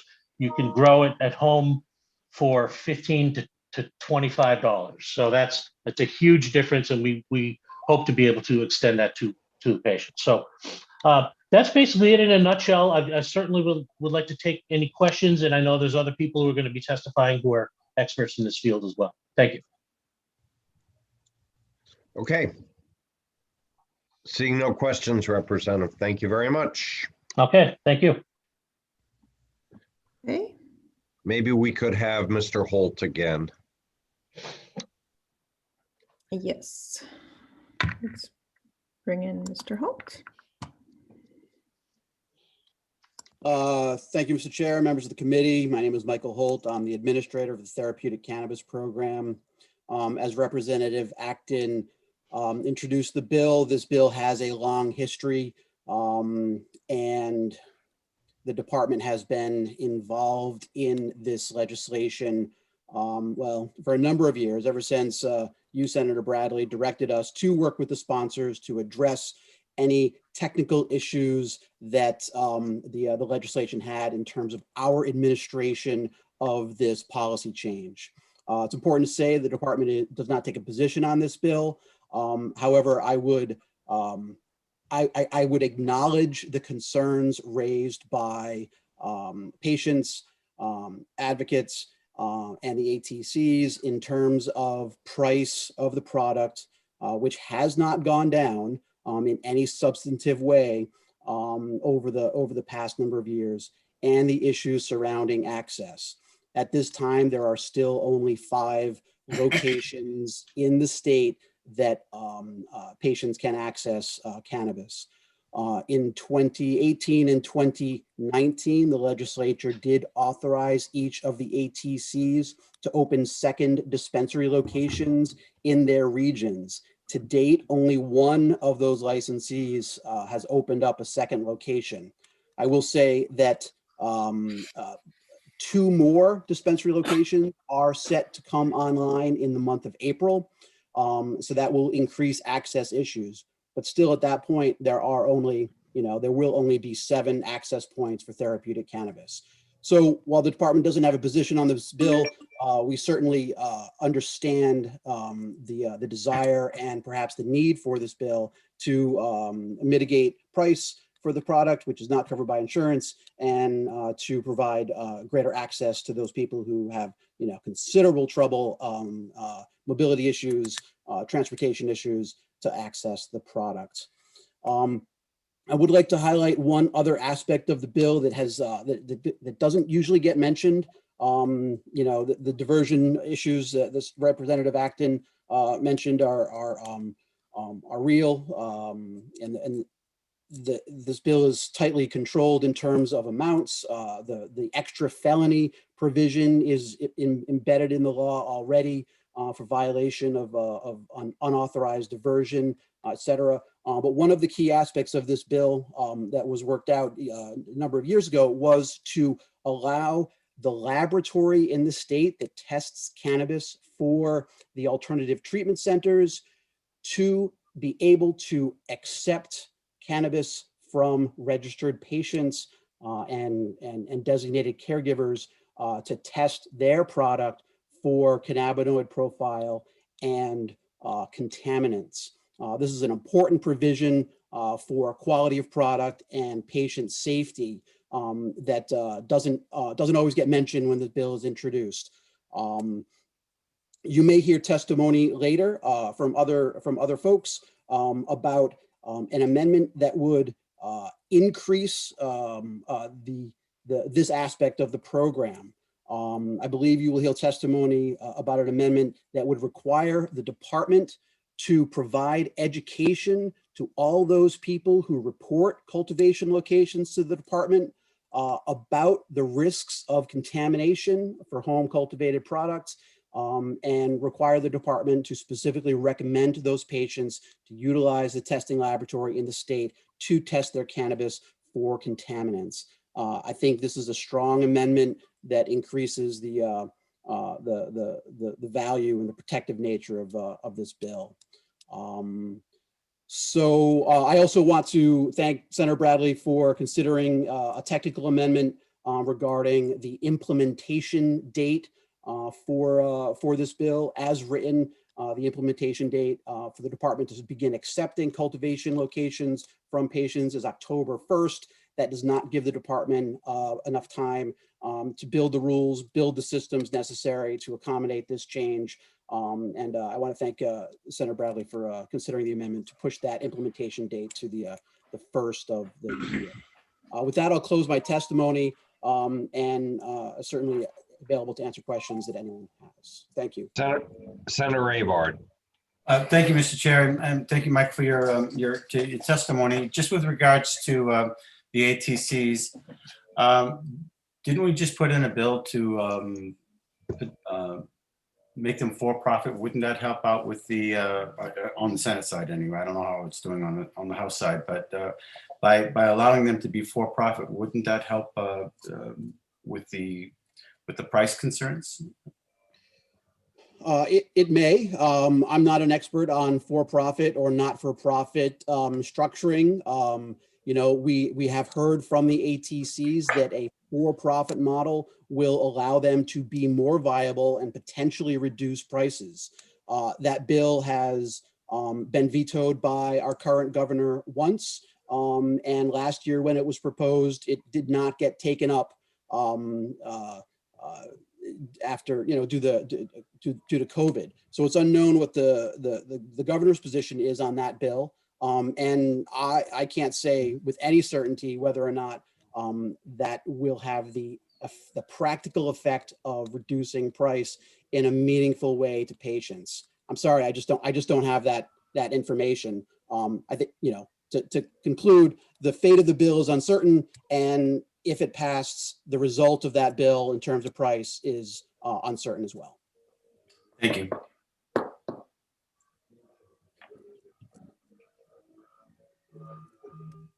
Okay. The next person we have to bring in is Matt Simon. Matt, you can go ahead and unmute. Good morning. Can you hear me? Yes. Excellent. Good morning, Chairman Bradley, members of the committee. Here we are again. As some of you know me quite well. I've been coming before this committee for more than a decade now with essentially the same ask, advocating for the right of patients to cultivate their own cannabis for medical use. And as Senator Acton, or as Representative Acton mentioned, these bills have passed the House 9 times. They passed the Senate 3 times. And back to the 2012 bill, which was such a long time ago, just as a reminder, Chairman Bradley, you did vote for that bill and speak on the floor in favor. The patients were grateful for your support then, and they'd love to get it again. Senator Avard was a member of the House at that time and voted in favor, and patients would love to see him vote in favor again. This year in the House, the bill passed with a 20-to-1 vote, and it was placed on the consent calendar, passed in a voice vote. There was no meaningful opposition in the House, which reflects the overwhelming public support for HB 350, as well as the near total lack of opposition to this modest, compassionate reform. In the last decade plus, dozens of patients have come before this committee to testify for this bill.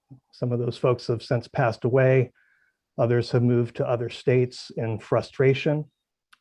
One example would be my good friend Ted Wright, former representative who was a co-sponsor of the 2013 bill. And in my written testimony, I linked to an op-ed that he wrote a couple years ago explaining why he finally, in 2019, moved to Maine so that he could grow cannabis for his wife, who has stage 4 breast cancer. And I believe his experience is unfortunately reflective of the experience of so many patients who have simply found therapeutic cannabis to be unaffordable and who are sick of waiting for the dispensaries to voluntarily decide to reduce their prices, which I think would be very difficult for them to do under the economic circumstances and the regulations that are imposed by this bill. So neighboring states, we've heard, have legalized home growing for adult use. It's important to stress that they've allowed home cultivation for medical use for many years. It's been legal for medical home cultivation in Maine since 1999, and in Vermont since 2003. And we've yet to hear any problems associated with limited home cultivation for medical use being an issue in any way in those states. It's all seems to be a theoretical what might happen concern. So I'm pleased that 2 of New Hampshire's 3 alternative treatment centers have publicly indicated their support for HB 350. One of these, Prime ATC, suggested to me that it would be good to have an amendment, as Mr. Holt mentioned, that would require DHHS to inform patients about potential risks of contamination associated with homegrown cannabis and recommending lab testing for homegrown cannabis. So I think that's a really reasonable suggestion. I took the liberty of drafting up just a 1-line amendment. I ran that by Mr. Holt, and he said it was acceptable from the department's perspective. So I've included that in my written testimony. I think it's a really simple insertion, and I hope you would all support that amendment. Even if you aren't going to vote for the bill, I'd hope you would all agree that the department informing people and recommending lab testing would be an improvement to the bill.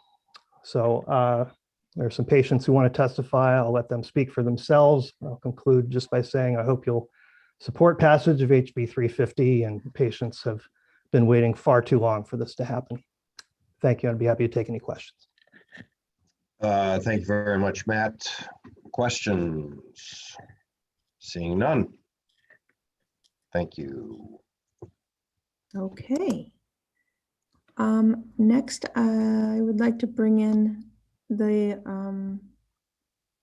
Chief John Bryfonski. I'm going to get that name wrong. Sorry, Chief. Yes, good morning, Senator and members of the committee. Can you hear me? Yep. Okay, great. Okay, so yes, good morning and thank you, and happy St. Patrick's Day for those that may be observing it. The New Hampshire Chiefs of Police are opposed to this legislation for the specific purpose of bringing into focus and clear focus the unintended consequences of what home cultivation without appropriate regulation could mean for the state of New Hampshire. This bill provides no mechanism to regulate home cultivation of marijuana. And there is, despite what testimony you may have heard, there has been ample evidence in California, Oregon, in Colorado, and most recently in Canada, and particularly in the province of Ontario. Members of the committee know that Canada commercialized cannabis several years ago, and they are struggling now to contain the proliferation of home cultivation that is on the precipice of destroying their commercial cannabis operations in Canada. Most recently in January, the Ontario Provincial Police seized more than 180,000 cannabis plants from home cultivation sites throughout the province of Ontario. And the testimony regarding the penalties for home cultivation that don't adhere to the proposed legislation, frankly, do not and will not ever dissuade people who are bent on making a lot of money from cultivating and selling and merchandising home cultivated marijuana in the black market. The black market in Canada and these other states have proliferated. It's become a huge problem in Canada. It's become a huge problem in other states. And the chiefs of police here in New Hampshire are sending up a warning signal on this legislation that requires some regulatory control besides sanctions that would allow law enforcement to be able to properly regulate it if it was so approved. And for those reasons, the chiefs of police oppose this particular legislation. I'm happy to take any questions. Thank you, Chief. Are there questions? Okay, I think if you could make yourself available for any further questions later, that would be good. Thank you. I will do that. Thank you, Senator. Okay, next I'm going to bring in Representative Maria Perez. Representative Perez, if you could raise your hand. I think this may be her. Representative, you can unmute. Good morning. Representative Perez, you are muted. There you go. Can you hear me? Yes. Yep. Oh, thank you so much. Thank you. Good morning, Mr. Chair. Good morning, all members of the committee. My name is Maria Perez. I'm Representative District 23, Milford. I'm calling in support of this bill. It is time for us to make it easier for patients who need this kind of treatments. It's beyond pastime. We see other states, they already passed this legislation and make it easy for patients who need these type of treatments to be able to get all the tools and everything they need in order to not be taking a lot of pills just in order to feel better and to have a normal life. So I believe us as representatives for the state of New Hampshire, it is time for us to support it and make it easy for all our citizens to be able to get their hands in products like this. And I'm happy to take any questions. Thank you very much, Representative. Seeing no questions. Okay. Thank you. Next, we have Representative Cushing. Good morning, Representative. Good morning, Mr. Chairman. For the record, I'm Representative Rennie Cushing from Hampton, Rockingham District 21, and I'm here to support the bill. I think Representative Acton and Mr. Holt have given a good background to this piece of legislation. I've had the pleasure of being before this committee over a number of times over the past few years, and I continue to support this this legislation. I just have a couple of points I want to make. One, to me, this is a matter of of justice. The notion that we would want to have in place legislation that makes it a felony for somebody who has already been able to use therapeutic cannabis because they're growing a plant in their backyard is totally disproportionate to what any kind of fairness would be. I think it's violative of our, state constitution, which says, all crimes, so to speak, should be proportional. And the other thing is about healthcare justice. The reality is, therapeutic cannabis can be expensive to purchase in the ATCs. It's not covered anywhere with medical health insurance. And the ability for those who do not have means to cultivate their own medicine just seems to me to be a matter of just simple justice. And so I would urge the committee to pass this legislation. I support the amendment. I thank Representative Acton for bringing the bill forward. And if you have any questions, I'll be glad to take them. Thank you, Representative. Are there questions of Representative Cushing? Seeing none. Thank you very much, Rennie. Thank you. Okay, next on the sign-in list, we have Grant Ellis. Mr. Ellis, you should be able to speak. Yes, hello, can you hear me? Yes, go ahead, sir. Thank you. Good morning again, Mr. Chair, and thank you so much for the opportunity to testify as well to members of the committee. My name is Grant Ellis, and I'm a disabled and homebound medical patient, and I've had the opportunity to express support for this bill a few times over the past few years, in particular last month when it was over in the House. And I'm here to support it again today because I am the type of patient that doesn't have the ability to access medication that is vital to my day-to-day life at a reasonable price, unfortunately, through the existing medical dispensaries. And I don't fault them for that. I applaud them for being willing to come before you today and testify in support of this bill, which I know they're going to do. I recognize it's a byproduct of the market conditions, but making it a felony for me to grow even 3 plants to allow myself access to a few ounces of medical cannabis a month at $40 an ounce instead of $350. It makes me not able to consume my medication in New Hampshire. And I have to unfortunately spend time with my family in Massachusetts most of the year to have access to my medication. And I'm sorry, it's hard for me to talk about this. It's something that is close to my heart in a lot of ways, because that access in Massachusetts, I see it going on every single day. Home grow for adult use, 6 to 12 plants per adult was so successful in Massachusetts that we actually just expanded medical patient home grow up to 24 plants per home.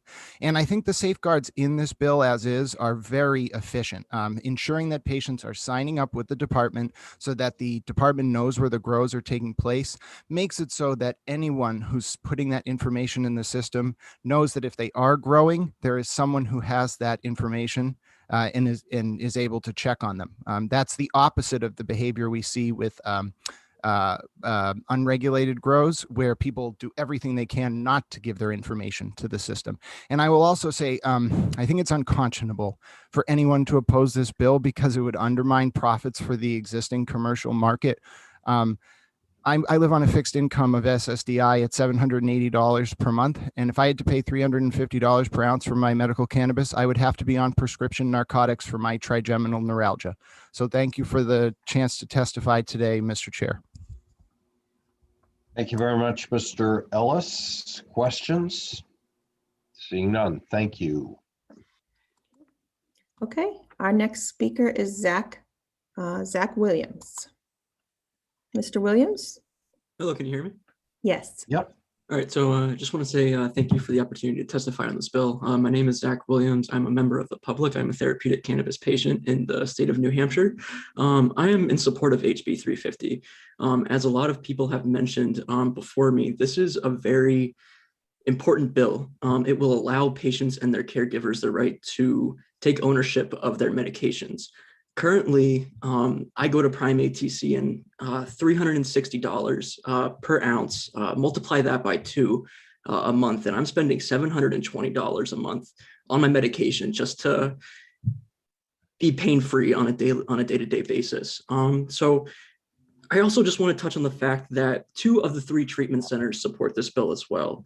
We have treatment centers that are stepping up to the plate and would love to educate patients on the risks and what goes into growing their medicine. And that's really important. We need to be educated on how to grow our medicine. And this is a great step forward to allowing patients the ability to control their medication. And thank you for your time. Thank you very much, Mr. Williams. Seeing no questions, thank you. Our next speaker is Melissa Harvey. Melissa?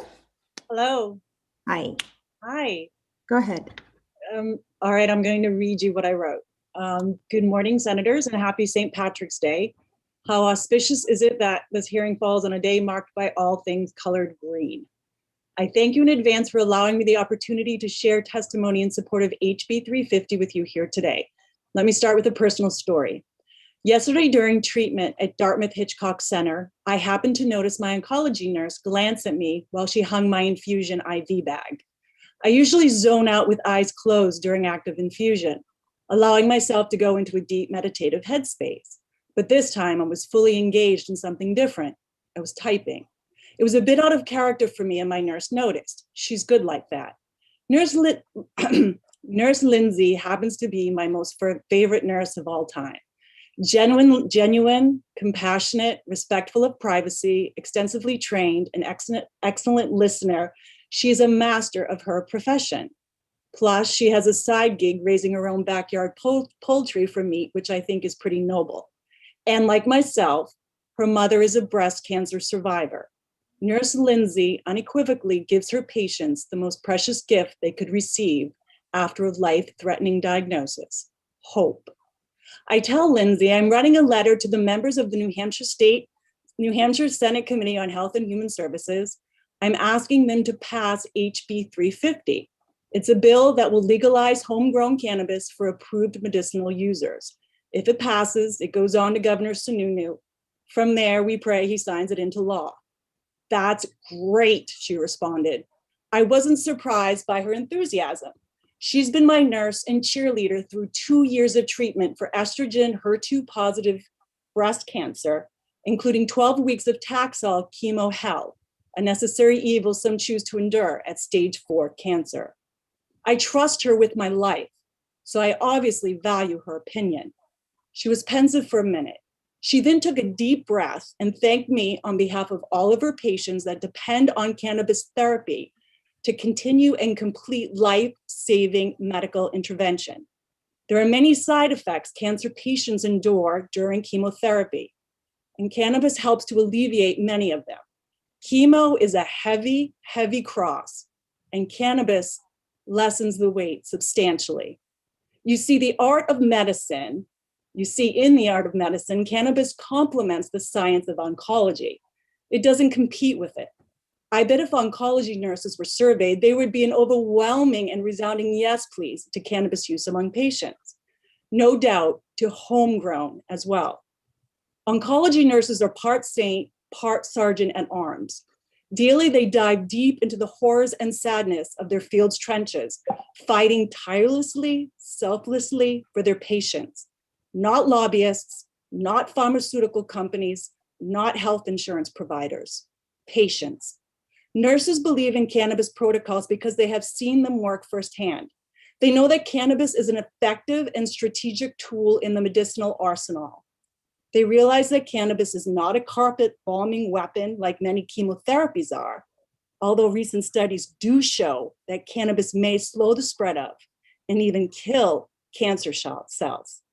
Cannabis medicine is a highly beneficial protective measure, kind of like a coat of arms that shields patients from many cancer symptoms and the full-blown side effects of chemo.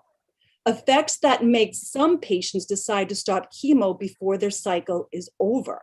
For example, Wasting away disease, a general state of health marked by weight and muscle loss, is one of the ugliest diseases chemo and other cancer drugs can trigger.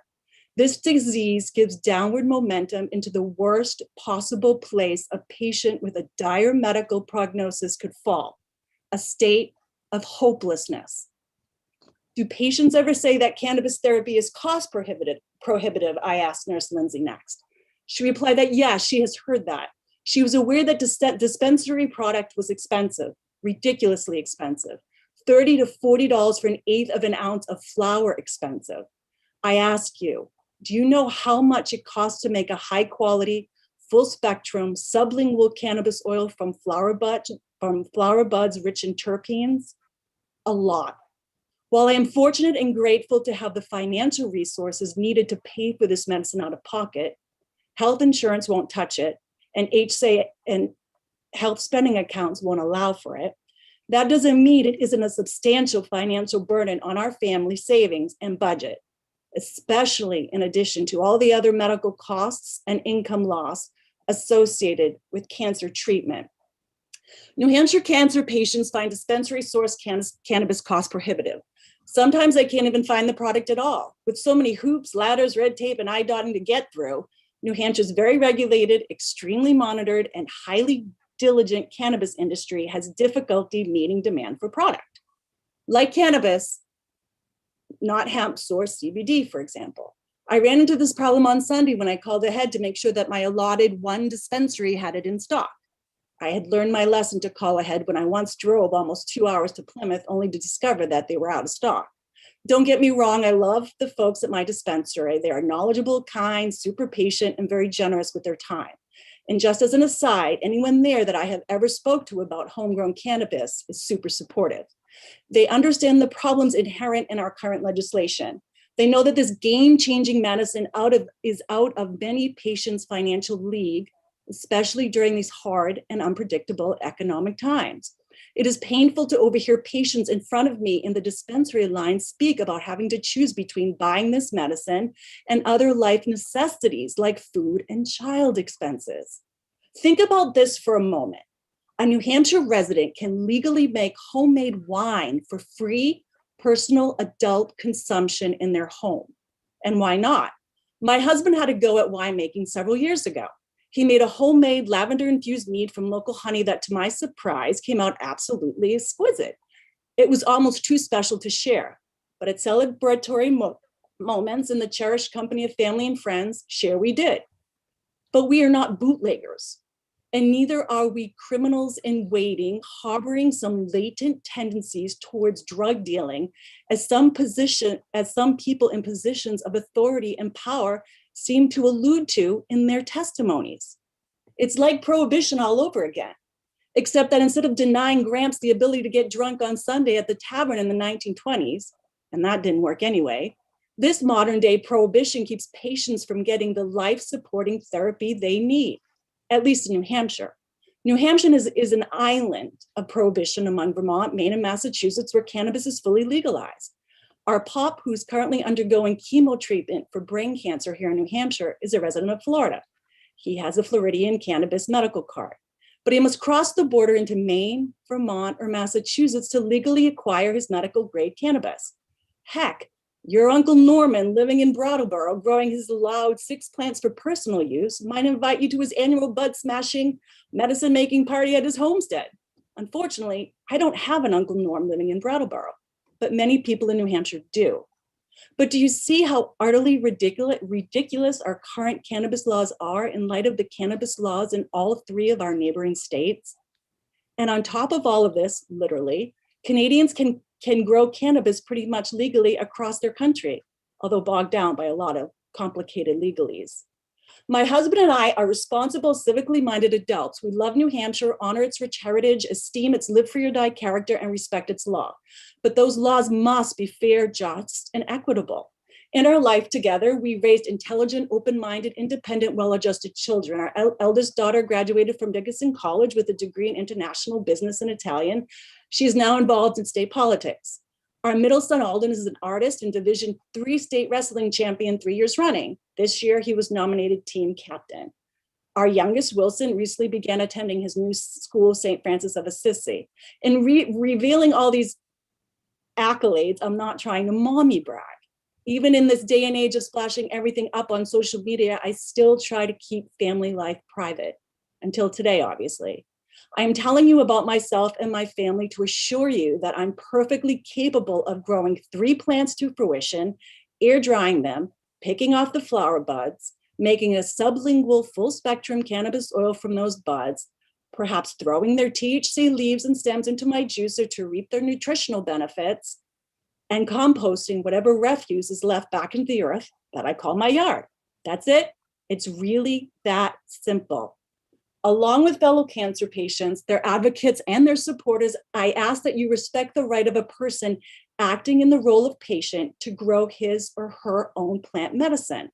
We ask that you honor that person's authority to autonomously administer that medicine to themselves. Quote, "The Lord hath created medicines out of the earth, and he that is wise will not abhor them." Ecclesiasticus 38:4. We are calling on the New Hampshire House, Senate, and Governor to pass HB 350. By voting yes on HB 350, you will give something your constituents most desperately need now, regardless of party platform, especially those who suffer from debilitating and life-threatening diseases like cancer: hope. I can offer you a plethora of research, studies, documents, and personal testimony regarding cannabis medicine. I may be reached at my email, and I'm available for questions and dialogue. Thank you, and God bless. Thank you, Ms. Harvey. Seeing no questions, thank you. Okay, our next speaker is Lisa Powers. Ms. Powers? Hello, good afternoon. Oh, no, it's still morning. Good morning. Wow. Anyway, it's tough being locked in, right, for so long. You forget what day and whatever. Anyway, my name is Lisa Powers. I am a proponent, a supporter for this bill. I'm going to make this quick because you've already heard everything that I would say. So whatever you've heard for the supporter side, just consider me as stating the same. And I just want to point out, I know the chiefs of police are always there, and they're always really paranoid about what they're going to have to deal with if we're allowed to grow a few plants. You know what? That should not be the deal breaker to allow people to have their medicine. I am a registered nurse, by the way, and I'm a cannabis educator. I belong to the American Cannabis Nurses Association. We're a growing industry where our ultimate goal is to support and educate patients as they explore this type of treatment, and that includes growing their own few plants. I am a federally registered hemp grower in the state of New Hampshire, and my first crop will be put in the ground this spring. I welcome anyone to come by and take a look and see how dangerous this activity is. I'm being funny. Okay. But I do welcome you guys to come by. Chiefs of police can come by, just make an appointment with me and check it out. I'm going to be growing it. I have myself registered with the state and the feds, and everything is set. My background check is done. I have my license on my refrigerator now. So it's going to look like cannabis. It's going to smell like cannabis, and it's going to be grown. And it already has been grown in the state last year. We have several farmers, so it's already there. So, you know, that's all I'm going to say. We need to pass this. It's ridiculous. My patients need this medicine, and they should not have to suffer any longer. Thank you. Any questions? Thank you very much. Seeing no questions. Thank you again. Okay, our next speaker is Lisa Vayu. Okay, Lisa, it says you're using an older version of Zoom, and I cannot bring you in, but if you would like to call back, I can bring you in then, and we will circle back to you. Okay, then our next speaker will bring in Lee Cooper.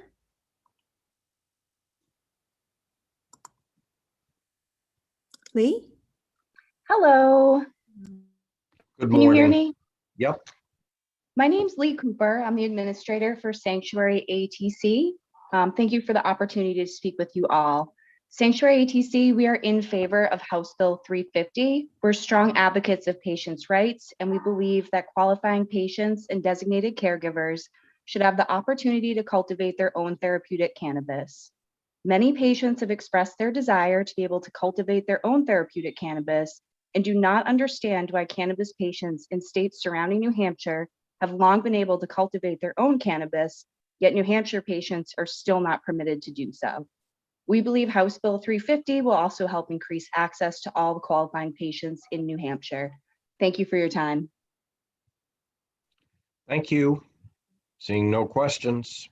Thank you. Okay, next we're going to bring in Keenan Blum. Good morning again. Go ahead, Keenan. Good morning. Thank you all very much for your time. For the record, my name is Keenan Blum, and I'm here representing Prime ATC. I am the CEO and administrator. I want to thank Representative Acton for bringing this bill forward. Prime ATC is in support of HB 350. We believe registered patients and caregivers should be able to cultivate cannabis in their own homes under the provisions included in this bill, which do include significant safeguards and registration with the Department of Health and Human Services or Therapeutic Cannabis Program as far as the location they are cultivating.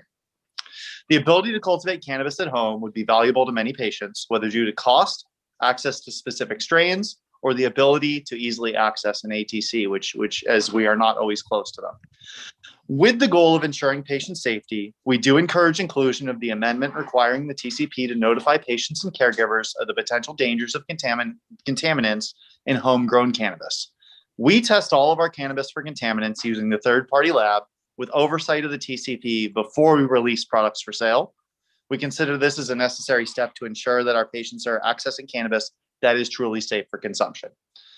Access to laboratory testing must be maintained for patients to complete contaminant testing on their cannabis before they consume material, and we want to make sure that that stays available throughout the time where this is that where home grow is in place.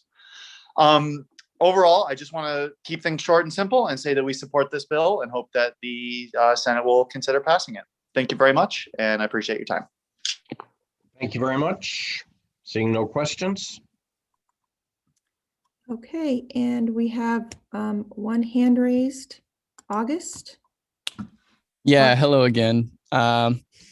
I'm here in support of House Bill 350. I'm not a cannabis patient. Again, I'm just a concerned member of the public. But my standpoint is allowing patients and caregivers to cultivate their own medicine is absolutely crucial for a properly functioning therapeutic cannabis program. While having ATCs is a good start, they're often inaccessible and don't carry the specific cultivars or strains that patients may need. Not to mention, with prices at $20 a gram for average product, the ATCs we have are prohibitively expensive for cannabis patients experiencing any kind of economic hardship. $20 a gram is more than double the typical street price for cannabis, and currently cultivating your own cannabis will land you a felony. With the system we have in place right now, the safest and easiest way to acquire quality cannabis is still through illegitimate means, which nobody wants. Our therapeutic cannabis system and the laws surrounding it ought not to be so exclusive that it essentially incentivizes going to street dealers. Cannabis is not a threat, it is not dangerous, and it's time we stop treating it as such. I urge you to do the right thing and allow patients and caregivers to have easier, more affordable access to the medicine they need. Thank you.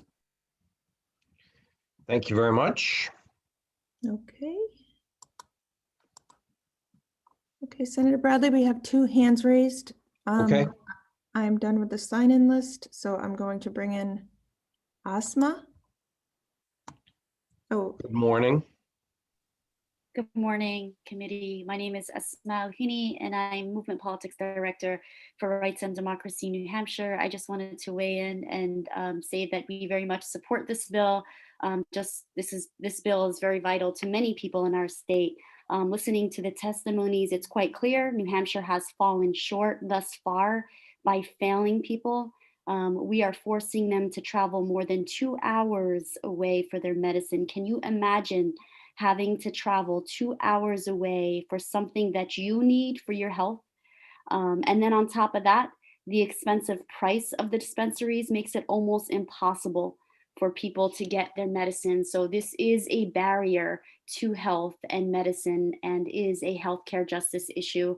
And also, I just wanted to also say this is very regulated. So I'm really surprised that the police chiefs have spoken against it. We're talking about people who are registered with the Health and Human Services growing medicine. We're not talking about people just deciding to grow medicine in their backyards. We're talking about medicine. It's important that our legislators have our back and that you're centering those people who are most vulnerable in our communities. And they are the people who are telling you they need this, people who rely on cannabis to be able to do the things that many of us take for granted. So just please do pass this very common sense bill. Thank you very much. Seeing no questions, I think we're on our last speaker. Yes, we had another hand raised, but I will bring in Sean. Sean had her hand raised. Hello again, members of the committee. So again, my name is Sean Leninger. I am Director of Retail for Temescal Wellness of New Hampshire. And we are in support of HB 350 because of its potential to help New Hampshire patients. Temescal has always focused our operations and efforts around patient wellness and safe access. And we do believe that allowing patients and caregivers the right to grow their own therapeutic cannabis at home with the restrictions and guidelines laid out in this bill are fundamental to that mission of expanding access. So we are, I will note, working in other ways to expand that access and improve patient care. This includes our work on our Keene facility, which is set to open in a few weeks. So we are very excited to be expanding access in that way and reducing that travel burden that patients have been discussing, especially in this region of the state. And we also would like to thank the Senate for passing SB 38, which, if it does become law, will allow us to very meaningfully lower the price of therapeutic cannabis, which again will help our patients on the note of access. But as we heard from testimonies, for some patients, it is the act of getting to the ATCs and the availability of a specific strain or product that they are looking for, that given the ability to cultivate at home, they would be able to have that freedom to grow and create those products themselves. So if this bill were to pass, we would continue to be a resource for our patients for education, guidance, patient care, high quality cannabis and cannabis products, and most importantly, support. So thank you for hearing my testimony today, and we hope that the Senate considers passing this bill. Okay. Thank you very much. I have no other hands raised. Okay, seeing that there are no other hands raised, I'm going to close the hearing on House Bill 350. We're not going to exec any of the House bills today. We'll exec next week on Senator Sherman's bill, Senator Rosenwald's bill, and Senator Gaida's bill. Okay, so if you have questions of any of the proponents of those bills, I know there was a question Senator Avard had on Senator Sherman's bill. I'm sure Senator Sherman will work with you on that. So I think in that case, no need to start next week at 8:30. We'll start at 9. And I think that's it in terms of general provisions, and I would entertain a motion to adjourn. So moved. Senator Gray has moved. Senator Whitley has seconded. All in favor of the motion to adjourn, say aye. Senator Avard? Aye. Senator Whitley? Yes. Senator Gray? Aye. I think Senator Sherman, we've lost him, and I vote aye also. So thank you very much. We